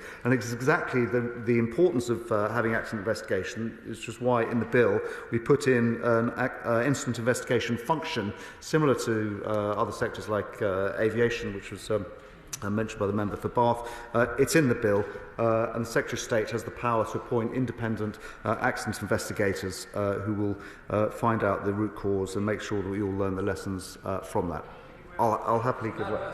I thank him for giving way. And just to understand better, because perhaps I missed something on that, is that technology then essentially like a black box that would be fitted within a vehicle that they could then access, the investigators could access? Absolutely. The accident investigators will have power to get access to the software and the technology, so we understand what went wrong. And that is actually a critical part of this, that we need to understand technically, if there is an accident, what the cause of the accident is. It's very different from a police investigation into an accident where they're trying to attribute blame to X, Y or Z, but they don't need to understand the root cause. So just coming to some of the sort of more detailed comments. The Shadow Secretary of State, the member for Sheffield, Heeley, again mentioned they support this legislation and talked very much about the importance of jobs and getting the jobs right.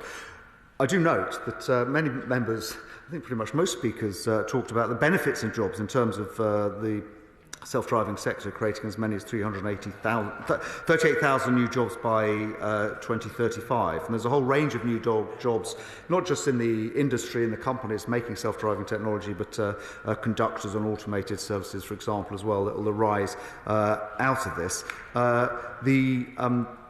The Shadow Transport Secretary, she worried about job losses that were coming, and various members on the benches opposite mentioned that. I think that is, we're getting ahead of ourselves slightly here, because that will be a very, to the extent those sort of impacts will be very, very long way down the line. And this is an evolution over coming years and decades, but it's definitely worth thinking about it. One, I think the SNP spokesman talked about what will happen to jobs in 50 years' time. I mean, that is in 50 years' time, and it's not the purpose of this bill to deal with that right at the moment. Accessibility is clearly a major issue, and we completely agree on it. I mean, the government wants to ensure that all parts of society can reap the benefits of self-driving technology, including those with disabilities. And that's why we've anchored our approach in the recommendations put forward by the Law Commission in their inquiry. Their central conclusion was that our focus should be on gathering evidence and gaining experience and making sure that it works for disabled people and vulnerable users. The bill requires that the authority granting a passenger permit must consider how the service will lead to improvement in understanding of accessibility, and service providers will then be required to publish regular reports on how they are meeting the needs of disabled and vulnerable users. And we're also following the Law Commission's recommendation in establishing an accessibility advisory panel in the form developed for national accessibility standards. And we already, the Department of Transport already has a statutory disabled user advisory panel. The member for Milton Keynes South, the chair of the Select Committee, raised a large number of different points. I mean, you make comments about careful and competent driver being too weak as a definition. It is an ambition rather than a sort of detail, and that's the whole point about the Statement of Safety Principles. The ambition of making sure that they drive as safer than a careful and competent driver is now on the face of the bill. The detail of exactly what that means will come through in the Statement of Safety Principles, which we will consult very widely on. And in fact, the Secretary of State and myself had a meeting with a wide number of user groups last week, of road user groups, road safety groups, people like the RNIB, for example, at the round table, and we committed to working with them as we go forwards and working out those statements of safety principles.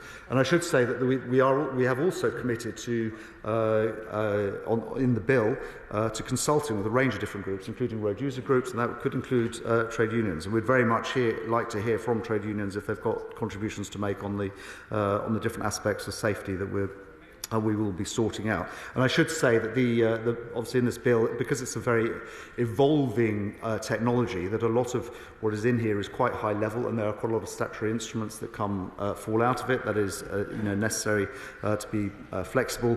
But consulting on developing those statutory instruments will take until 2026. There's a long time to get a lot of the details right. The Honourable Member for Milton Keynes South also said that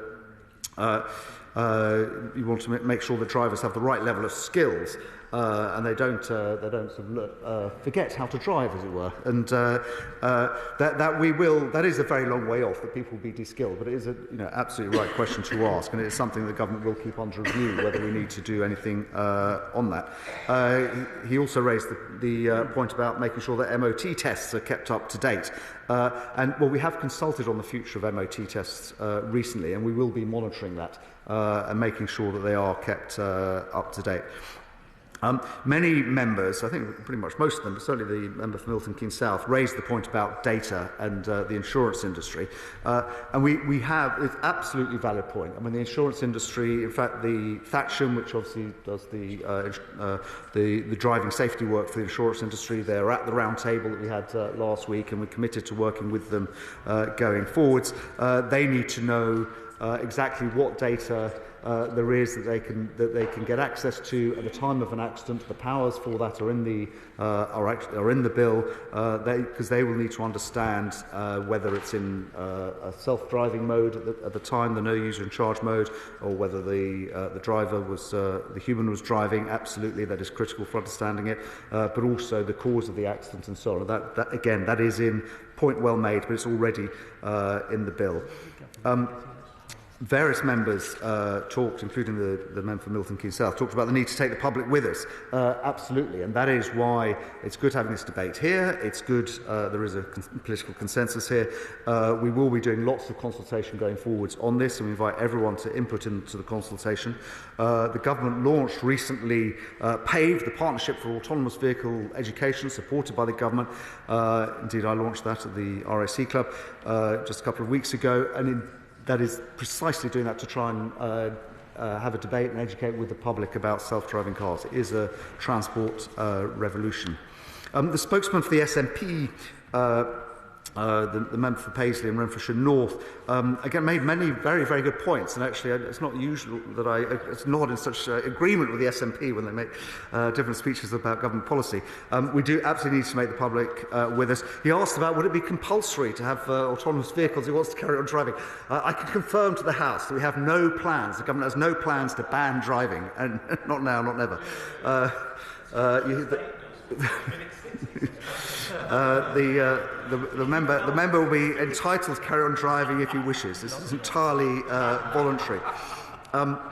He raised also the point about, and a couple of the other members raised the points about international incidents, and mentioning in the US and the problems and the rules at state level. They mentioned the problems that crews had in San Francisco. Absolutely, I agree, and we need to learn the lessons from all the international incidents. But that's why we need very strong and clear rules. Now, the whole point of this legislation is to have a very clear and clearly defined legal and regulatory structure, so that we avoid the bad stuff, and we have a system that will learn and improve and bring in the changes as we need them.